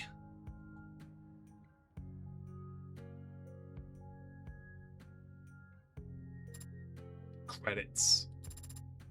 Cinema. Great chapter. Great chapter. Yeah, so let me think. We are definitely getting more into Morgan's serial killer past, and like, well, not just her past, but like her personality. So I think it's getting better at that. It's still kind of just hinting at it. It still hasn't fully integrated with the plot that much. But yeah, let me think. Better than the first chapter because visually the polish was higher. Like they added more animations, that kind of stuff. Musically, it was better. It solved one of my main musical issues with chapter 1, which was it didn't have like oomph, but now they've given like Emma and Morgan theme songs effectively. Polish? Silver, I know you are. You don't have to say it.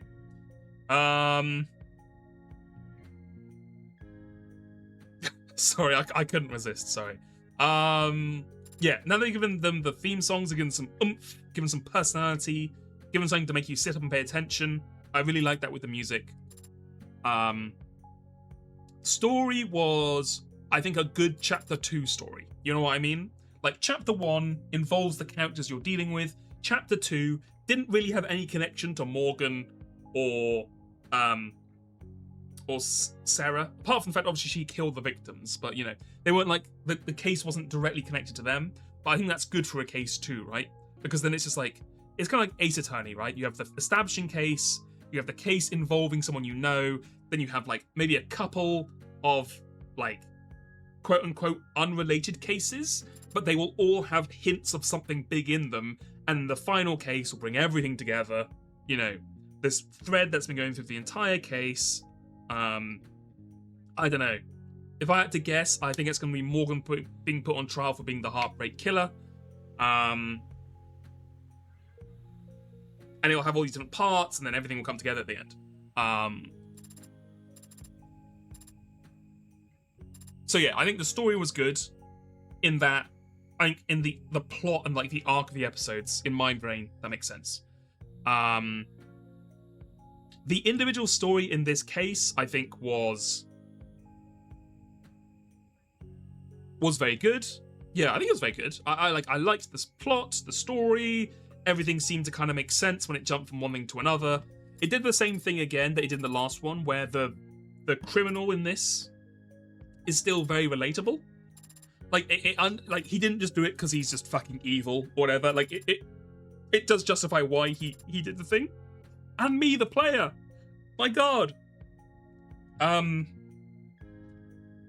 some fun twists and turns. Had very fun characters. Yeah.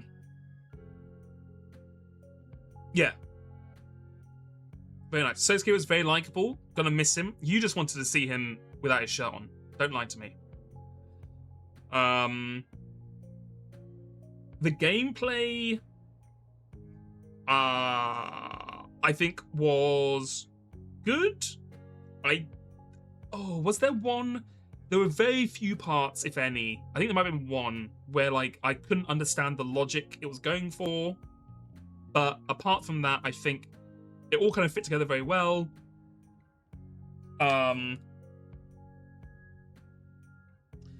Difficulty-wise, I think it was about the right level. I think it could have been a little bit more difficult, but I think it's very hard in these games to accurately judge difficulty versus making something just hard to guess.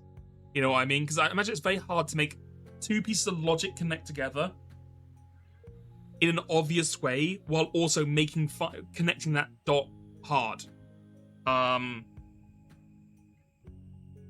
So yeah, I think... Yeah, I think it was much... I think it was an improvement on Chapter 1, which is already very good. I think the only things I want to see more of is I want to see more of... also, yeah, they did this whole thing with Morgan's past, right? Throughout the thing, with like the flashbacks. Which also, yeah, feeds into the thing I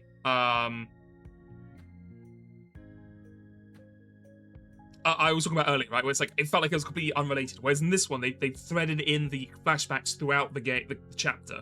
So you are feeling like you're understanding why Morgan seems to be like this hollow character. As I mentioned gameplay, do you know the amount of credits Jelly had at the end of Chapter 2? I do not. Does anyone know?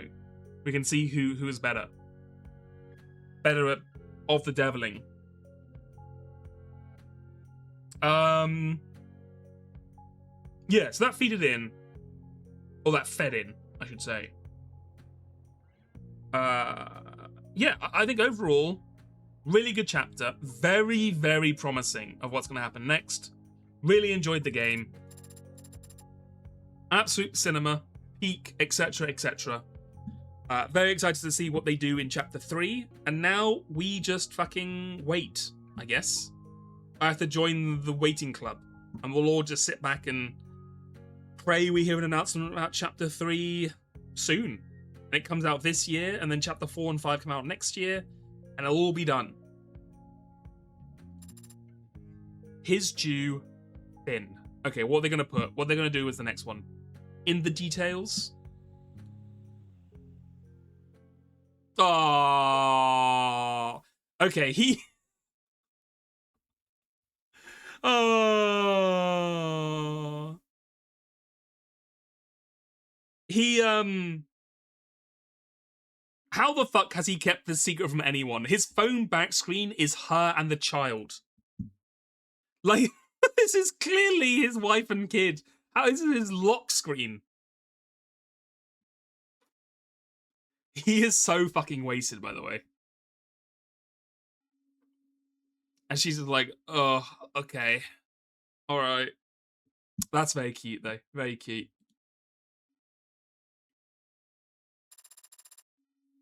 Congratulations on clearing episode 2 on High Roller. Bonus charm earned.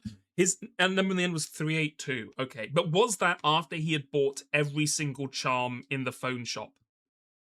Because we have bought a lot of charms.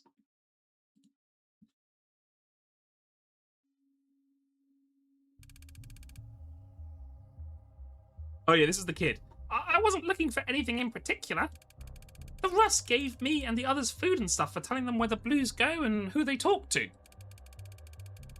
My shoes have been feeling too small, and the blue guys in that building have really been busy lately. I thought if I hung around there, they might see something the Rust would give me new shoes for. But I never saw anything worth anything. So you gave up? No. I got scared. What scared you? You won't believe me. No one believes me. Everyone says I'm a liar. Everyone says I'm a liar too. Are you? I can't remember. I have amnesia. It's me, Geralt of Rivia from Witcher 1. You see, someone took something that belonged to me. Oh shit, it's the hunter. It's the fucking boogeyman hunter.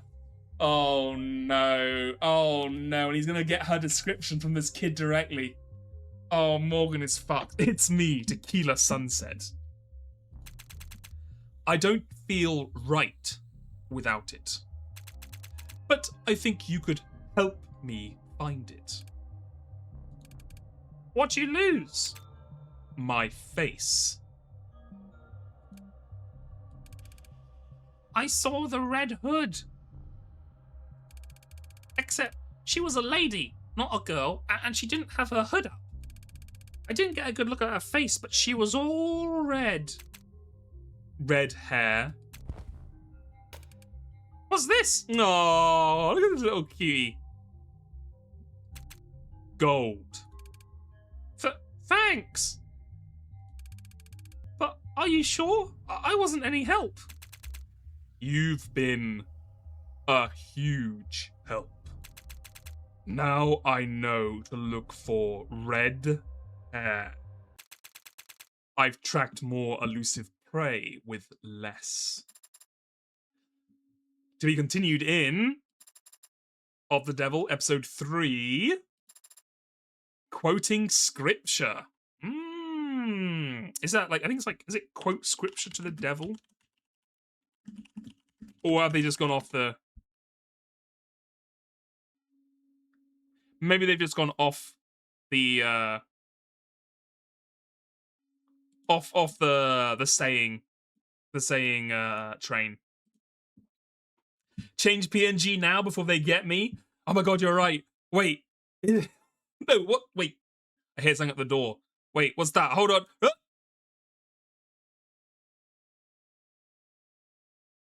They got my ass. I'm dead.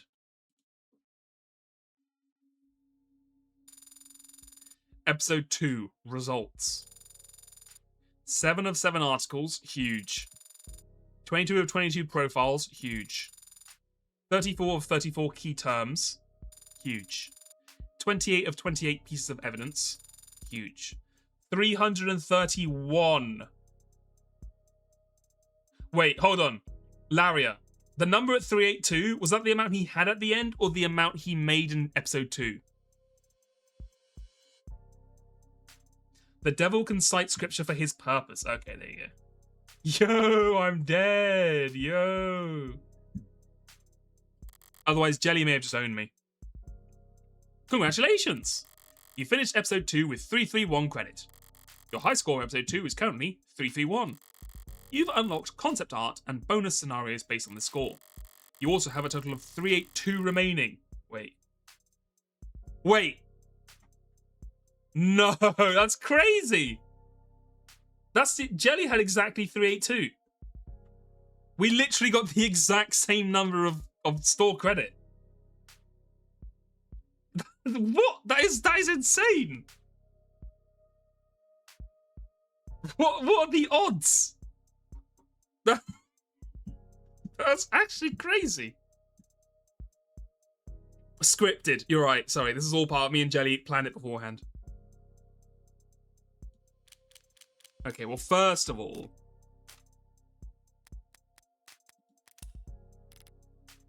I need to unlock Sarah on the clock. What is Sarah on the clock? Ah, it's her in like...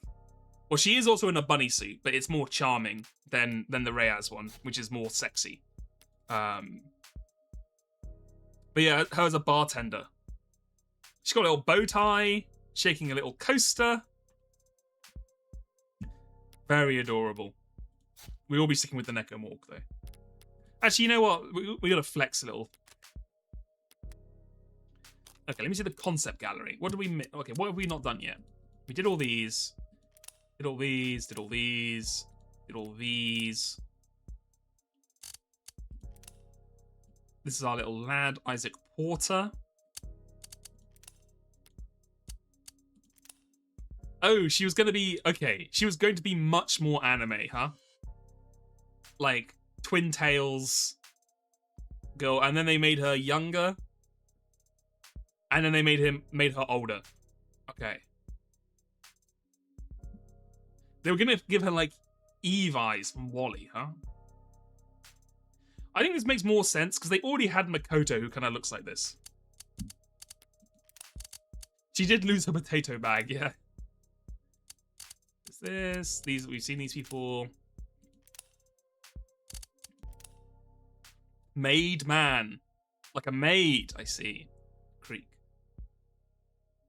Looking chill, looking, you know.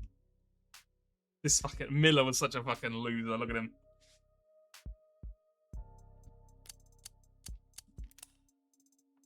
Oh, I love the phone screen. The phone screen is so good.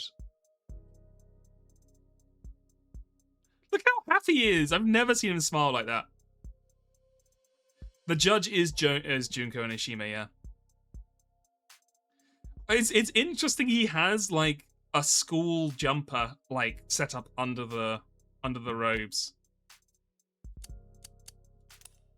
This was the courtroom. Of course we have Mr. Sexy Sosuke. Sword.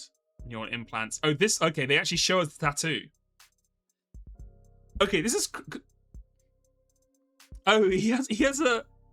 Oh, no. Okay, I thought his jacket had... Wait, does this jacket actually have this on the back? Does he have a drawing of his tattoo on the back of his jacket? Or is this them just showing us where it would be on the shirt? See, I thought this was called... one of these. Hold on. I thought this was called a shisha. I don't even know. But clearly I don't know my Japanese lore. His jacket is snatched for sure. Like, you know he fucking loves the fact that he pulls his own jacket in just so he can get the triangle. You know what I mean? Komainu. Komainu. And this is a Koma Inu. I mean, to me, these look pretty similar. Is a shisha just a type of Koma Inu? Let me see. Difference between shisha and Koma Inu.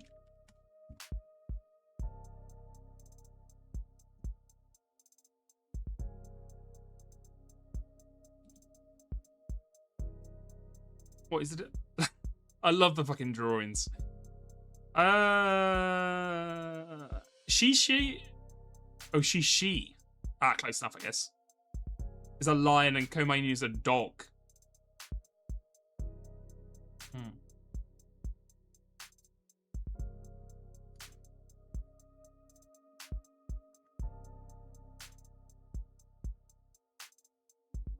I guess that's it. It's just one of them is a lion and one of them is technically a dog, even though they look very similar.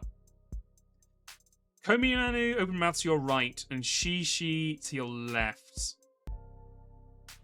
Interesting.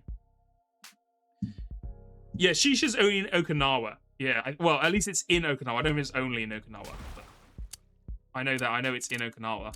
Because I played Yakuza 3. The original, not the terrible Kiwami remake. Is that her profile on her car, on her, like her phone? Adorable little rabbit bunny. Here's what's his face. There's Huey Rogers. God, he's so pathetic. And then there's obviously Tariq Chopin, giant asshole. Oh yeah, there's Kim and Daisuke Ikuru. Oh, this is them as when they were younger and sexier. Interesting. And then sportswear Morgan with young schoolgirl Morgan. Very pathetic. She has giant hands, by the way. I think it's the gloves. She looks so, like, awkward in this image. Alright, bonus scenarios. Let's have a look what we got here. Bonus 2. Oh my god, there's so many. Survey household. Why rubbing alcohol specifically? Nostalgia. Reminds me of days spent bandaging scratched knees and blistered knuckles. You did all that for Makoto? No.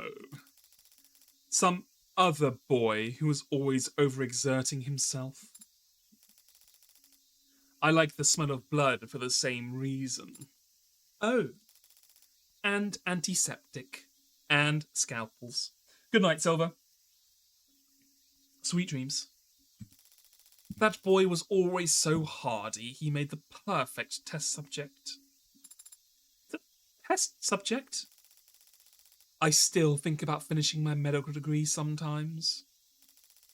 But I feel like my hobby would lose some of its therapeutic value if I did. Good night, Day. Thank you. No worries. Thank you for watching. Thank you. What hobby is that? Poison making. What's with that reaction? You made it sound very intimidating just now. Oh. I was trying to make it sound exciting. If I tell people I'm interested in herbal remedies, they all think I'm a dreadful bore. Or worse, that I'm going to try and sell them candles. Well said. Very well said indeed. You have a much finer appreciation for these things than your so-called superior, you know. I make countless, immaculately thought-out references to Hegel and Ozymandias, and that red woman stares at me as if I'm quoting comic books at her.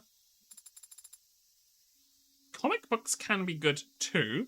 Have you read Absolute Batman? It's crazy what they're doing with the villains in that one.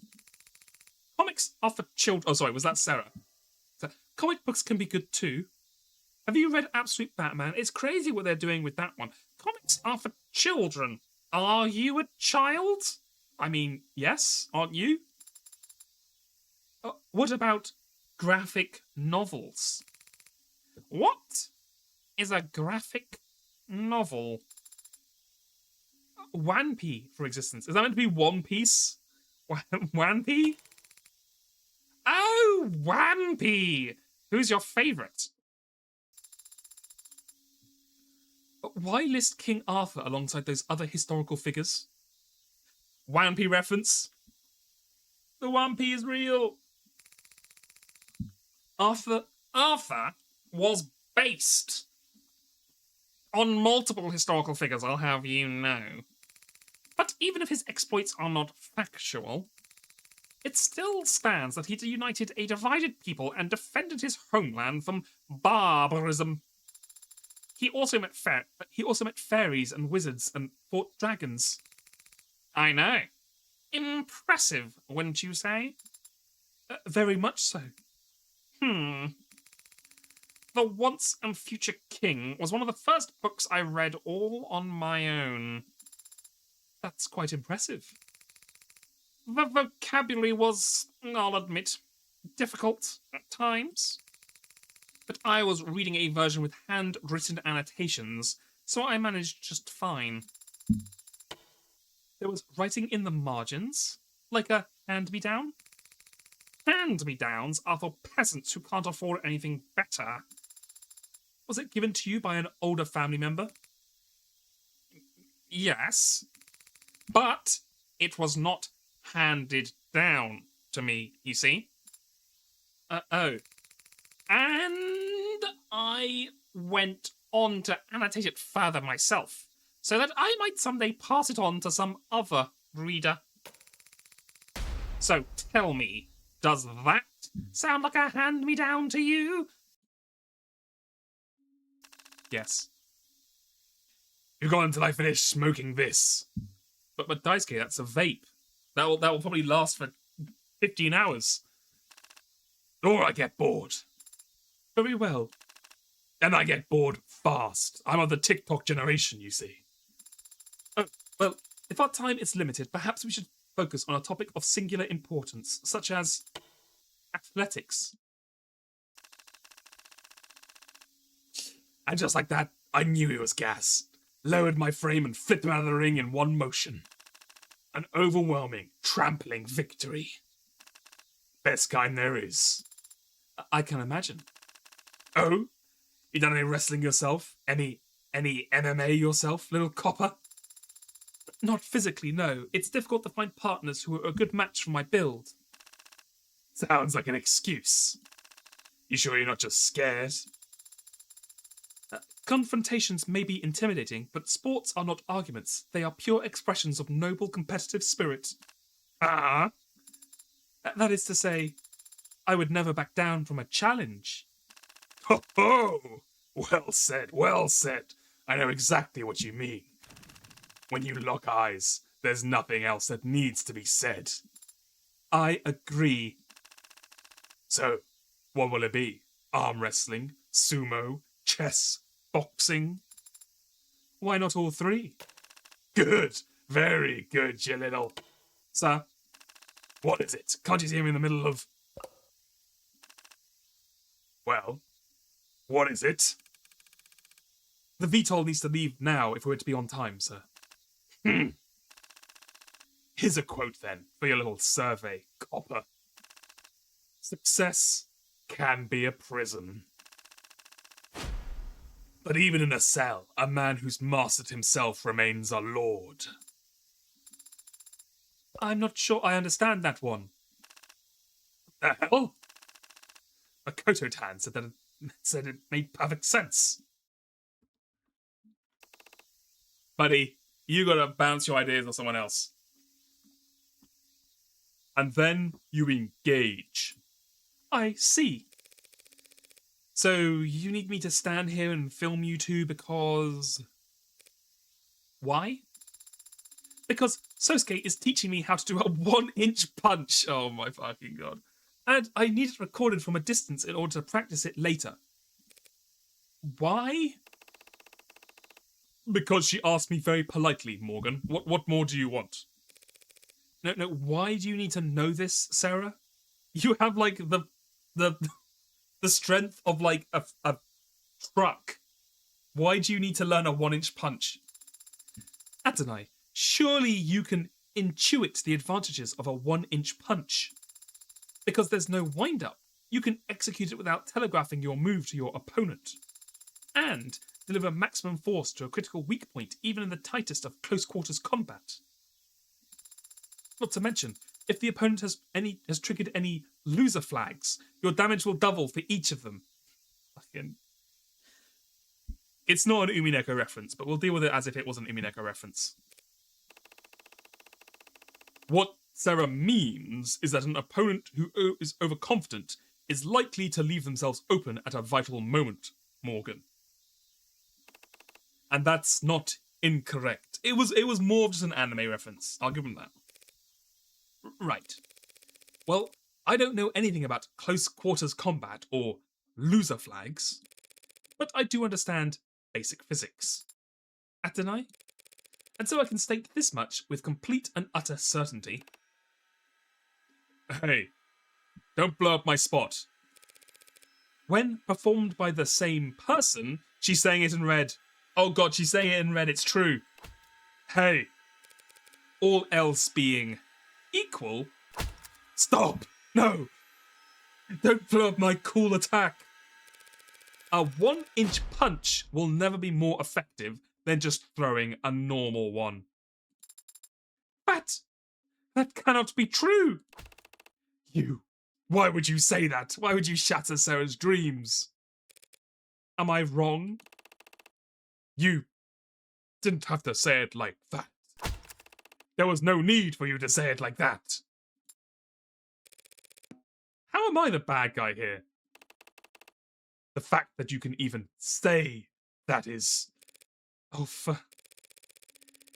It's not like any rules about human martial arts applies to androids in the first place, right? Ah, it's true.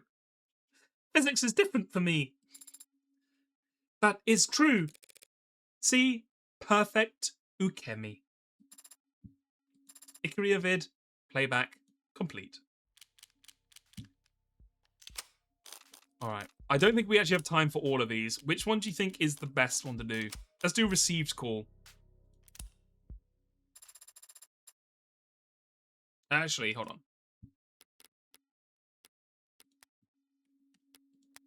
Let's do the other call first in case it leads on. Hold on. Bonuses.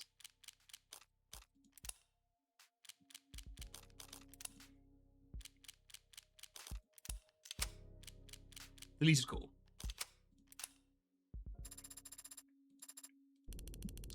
Sighting. Sighting. Witness statement. Anonymous report. Emergency call from a burner. What is all this? Why are all these chips getting reported all of a sudden after the trial's over? It smells, right? What do you mean? All this new info coming in surrounding Creek's pod. And all of it pointing towards the rust for some reason? You don't buy it? Of course I don't buy it. So you think the Ikaria are trying to point fingers at the rust after Sosuke's been proven innocent? Well, no, that doesn't make much sense. But someone's trying to pull something.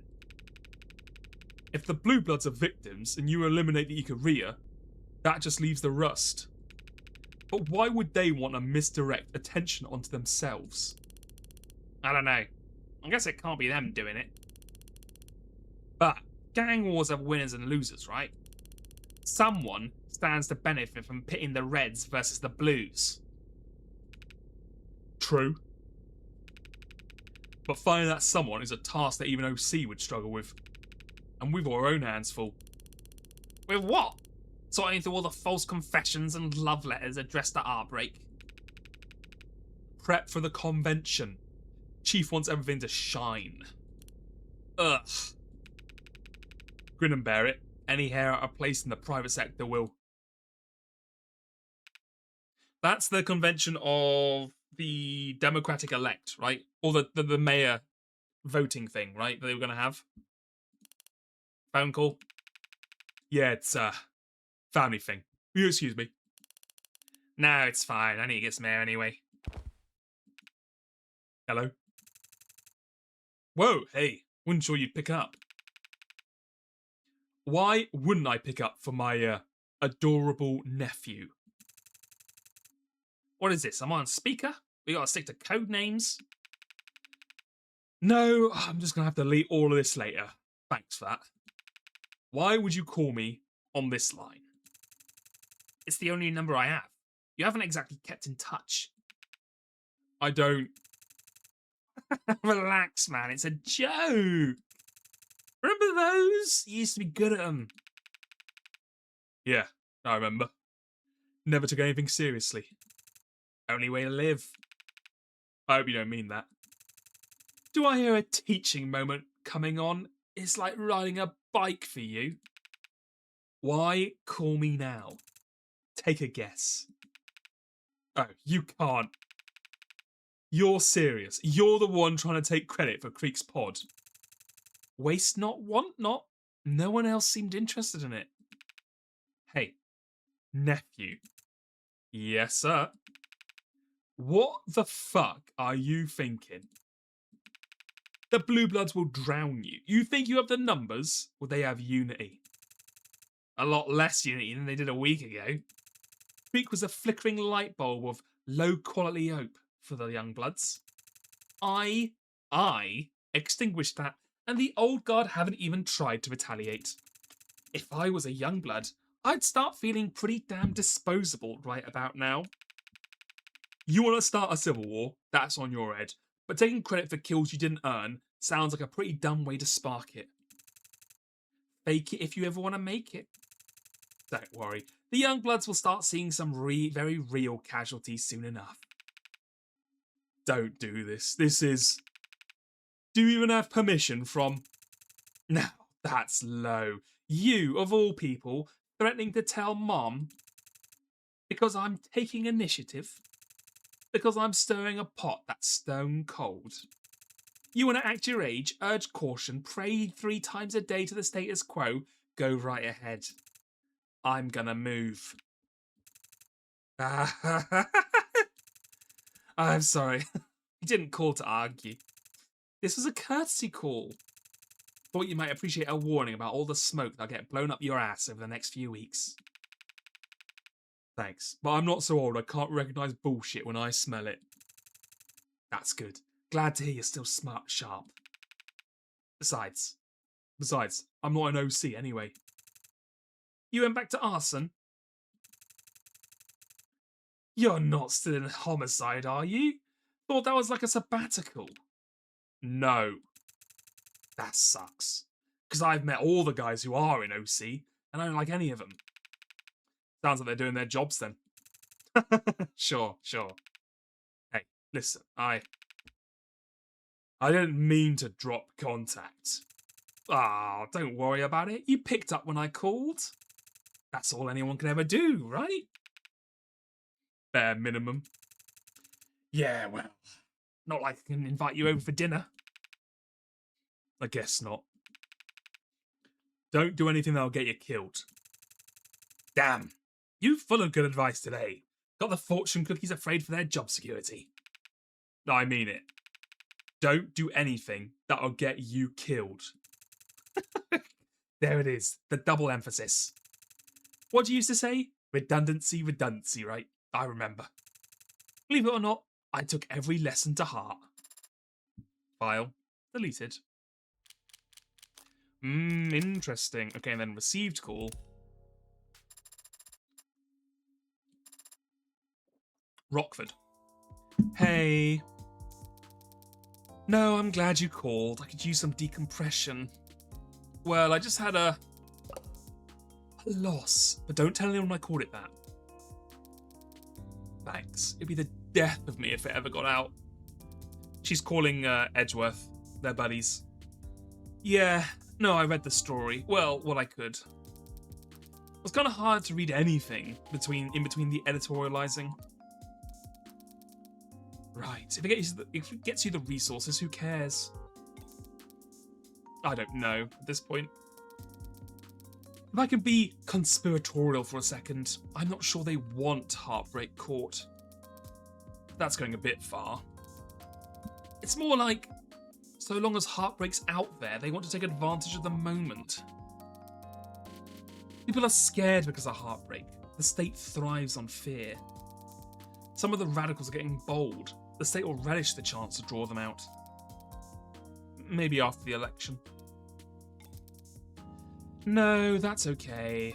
I've thought about it myself. I just don't want to go down that path if I have to, you know? Still got my pride. Really? Wow. They're taking it pretty seriously then. Reflects their priorities, of course. Data's their lifeblood. No, I mean, that's great. How long will you be in town? Yeah, I'm excited to finally meet. In person. We should get dinner. What's this? Emma's got a partner already? The drama. Yeah, definitely. It'll probably just be like her sister or something. Sorry if you were hoping for that kind of excitement, but no. Oh fuck, there's no jealous ex in the picture for you to worry about. No. No. How could you, Emma? I think you'll be fine. Drama. Absolute drama. Okay, you know what? I think we've got time. We got time for... Let's do recovered session. I can guess Morgan's next victim. Oh, fuck, true. Alright, it's recording. Tanks, do you have to record this? If I don't record it, Creek will ask me to make notes when he doesn't remember any of it next week. Guilty as charged. Do you have to video record it? It's fine, Miller. Also, I don't know how to do it, so it's just audio. What's up, Trey? Eyes bothering you again? Huh? Are they flickering? Nah, but you're staring a hole in the wall. Oh, I was just thinking, like, are we cyberpunk? I think we qualify, yeah, but we can go get you some felonies if you're feeling... No, I mean, like, culturally. Is this cyberpunk? What do you mean? Just dice and paper? Easy entertainment can't be bugged or tracked. Oh my god, my title today. It links in perfectly. Perfect way to fight Big Brother, don't you think? Yeah, but we could do cards or something too. You think playing fish is going cyberpunk? Well, no, but like a tabletop RPG? Maybe Cyberpunk 2077? That's what you're on about. I'll be real, you sound dumb as shit right now, man. Huh? There's literally nothing more cyberpunk than a tabletop RPG. He's got a point. Learn your history, Trey. Now pay attention. As you approach the town's walls, swords clanging against shields ring out. Voices rise and arrows are loosed. You've stumbled upon the closing acts of a fierce battle, and it's clear that players intend to let it play out to its natural conclusion. Up on the parapets, a stern, horned woman, her long, proud hair slicked with the same blood that drips down her brow, spots you. Her eyes go wide. She doesn't seem pleased to see you. I roll for charm. She thinks we're like, enemy reinforcements. Oh, that's it, sorry. We kind of are. We got a charter from the dukedom to protect its people, and the horned guys are all foreigners. Can't we ignore that? If I break an oath, my build is screwed. Shit. Oh. I have, telekinesis, right? You're gonna toss her off the wall? What? No, talk to her. What's the spell? You have a telepathy talent, if that's what you're asking. Right, okay. I use telepathy. Roll the dice. I got a 14. Okay. Tanks is the DM. It's hidden depths. It's true. Skimming the surface of her mind, you see visions of her allies cut down and civilians fired upon. Her skull is teeming with rage and despair at this brazen defilement of the rules of war. Oh, shit. This is a Horning village and she's under attack. Tough luck. You got an oath. Yeah, but if I ignore the plight of the innocent, my build is screwed. Hey, buddy, you'll get a better build next time. Paladins have it rough. Well, can we get inside? The woman is injured, but not beaten.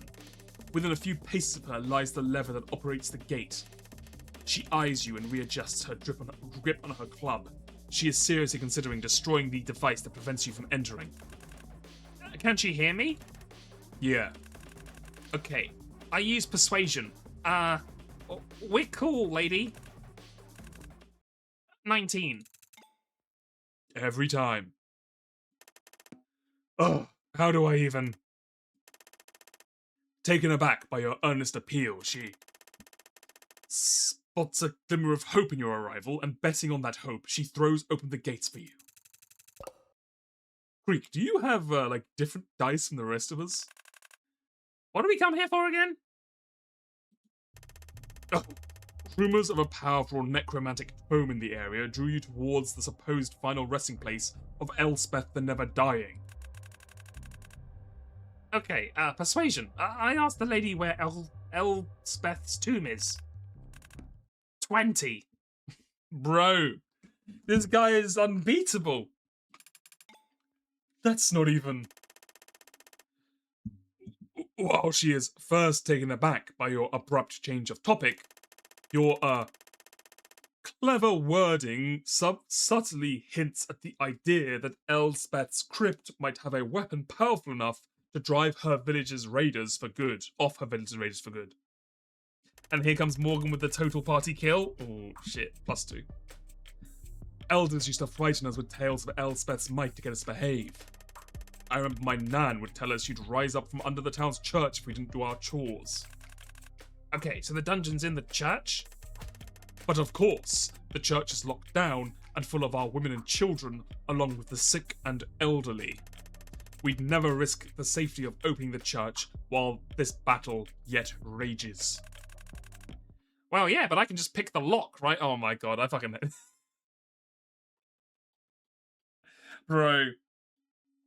Tanks is pissed. Come on, you always do this. Do what?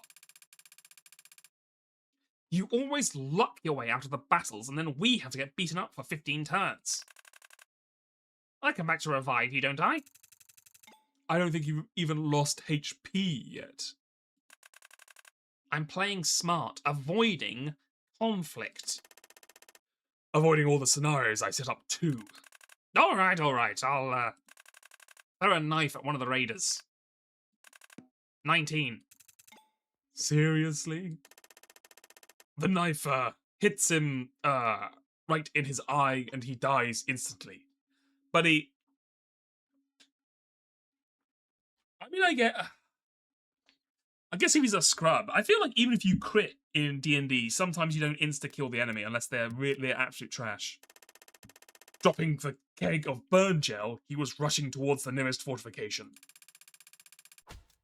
Wait, that's me. That's my guy right near... He dropped a bomb? I have 3 charges of Valorous Interception. I can shield you. So the Hornlings in this village are legal citizens? I thought they were all foreign to this land. This village is lorded over by vampires, though, remember? So you wouldn't want to live here. It's like a shit town or like a ghetto for immigrants or whatever. How's that work? Why is the Duke cool with vampires? It's all legal. The Hornlings just pay blood taxes instead of gold for their lord's protection. So they got vampires here too. Can we go into the castle and kill the vampire lords? I mean, you can do whatever, but the vampire clan is the legal protectorate in the area, so you'd be committing a crime. Is your build screwed if we commit a crime, Miller? I think it's like the right thing to do. It doesn't break any oaths. So is killing the vampire lords the right thing to do? Kinda subjective. Oof. Not what I want to hear from your good guy. Well, I'm not a good guy. I'm just playing as one. So Tanks, if we charge into the castle, it's probably filled with traps and guards and shit, right? I'm not gonna tell you. Come on. Look, it's a castle. There'll be defenses and shit, yeah. I'm game. Hornlings seem cool. Let's go kill some landlords. After the fight we just went through? We just rested. Yeah, but you just did like 5 nat 20s in one encounter. I think you might be burning through all your luck. I am happy to get burned through all my luck, if it means getting to kill some bloodsuckers with you boys. Oh, the lads. Thanks, Creek. Huh? But also, you are literally out of change of fortune charges. We just rested. It was a short rest, though. Damn. Reality's cruel. File corrupted. Playback terminated early. Aww. And then they really ran out of luck when Morgan killed them all. Well, alright, fuck it. We'll do the last one. Might as well.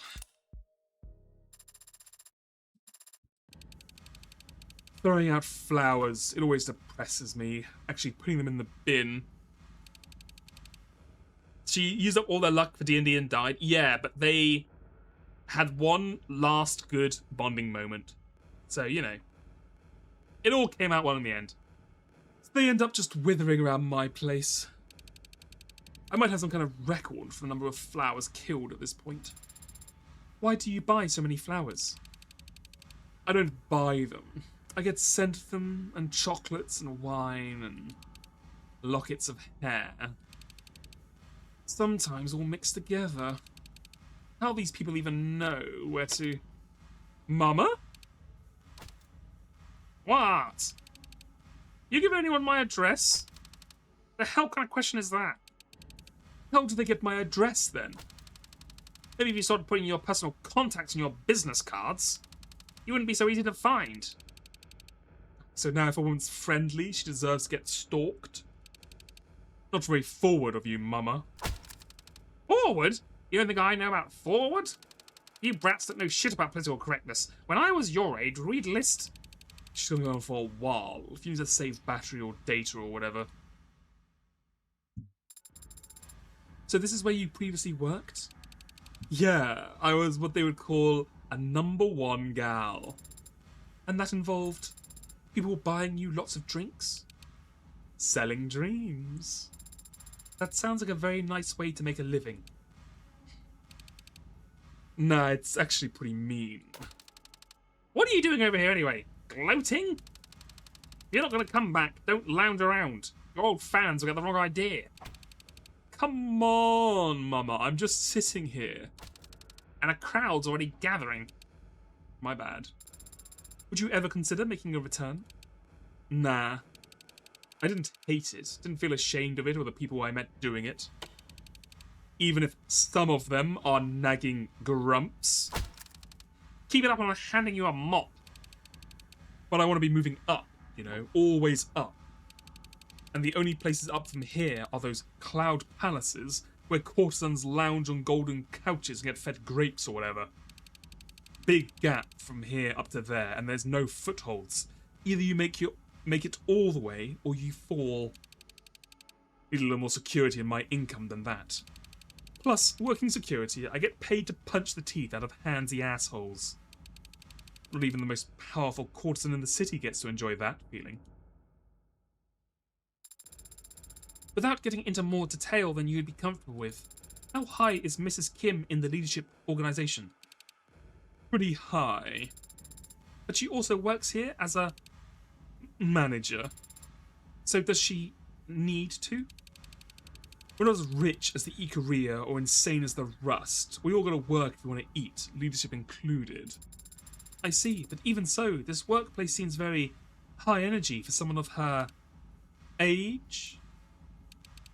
I think she's comfortable here. She married into the Blue Bloods, you know, and the picture of her I've seen, the vibe I get. I think she was kind of a trophy wife. Oh. Her husband's whole family dying, leaving her in charge. She got burned on that deal. But she handled it, obviously. And I can't name any other old guard I could tolerate hosting under. The hell are you whispering at over there? Not whispering anything, Mama. Your hearing's just gone to shit. He's my brother-in-law's illegitimate son. And his mistress gave birth at the manor. Guess he was afraid if she went to the hospital, the paparazzi might notice. Of course, as it turned out, that was the least of our worries that night. I could pass a message to him if you like. The hell would I even say? We're already dangling literally all the money we can in front of him. And he's not taking the bait. I didn't mean offer, another offer. I thought you might want to pass on a more personal sentiment. Bad chance.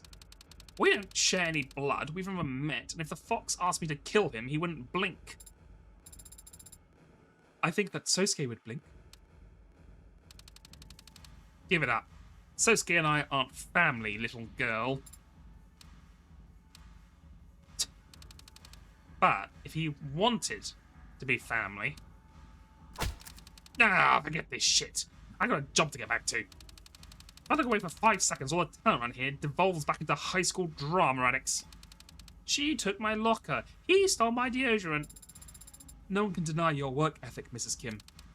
Thanks. I know. But you still got to pay me a full hour's worth of that booth. Would Adonai be upset if I put it under her name? Playback complete. There we go. That was all of them.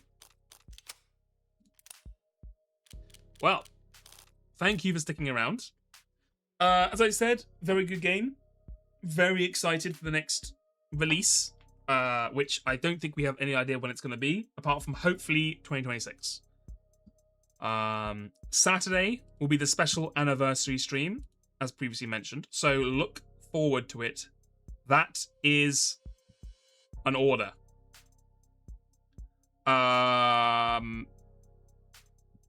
Right.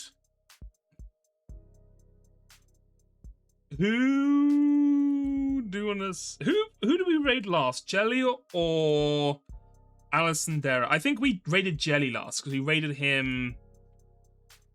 I remember raiding him immediately into a break. Classic. So we'll do Alison this time. I'll try and zigzag between them. Is there anyone else? No. Okay. Cool. Yeah, we'll do Alison. Alison Dara. Is that how I spell it? No, Alasin. Alasindera, like this.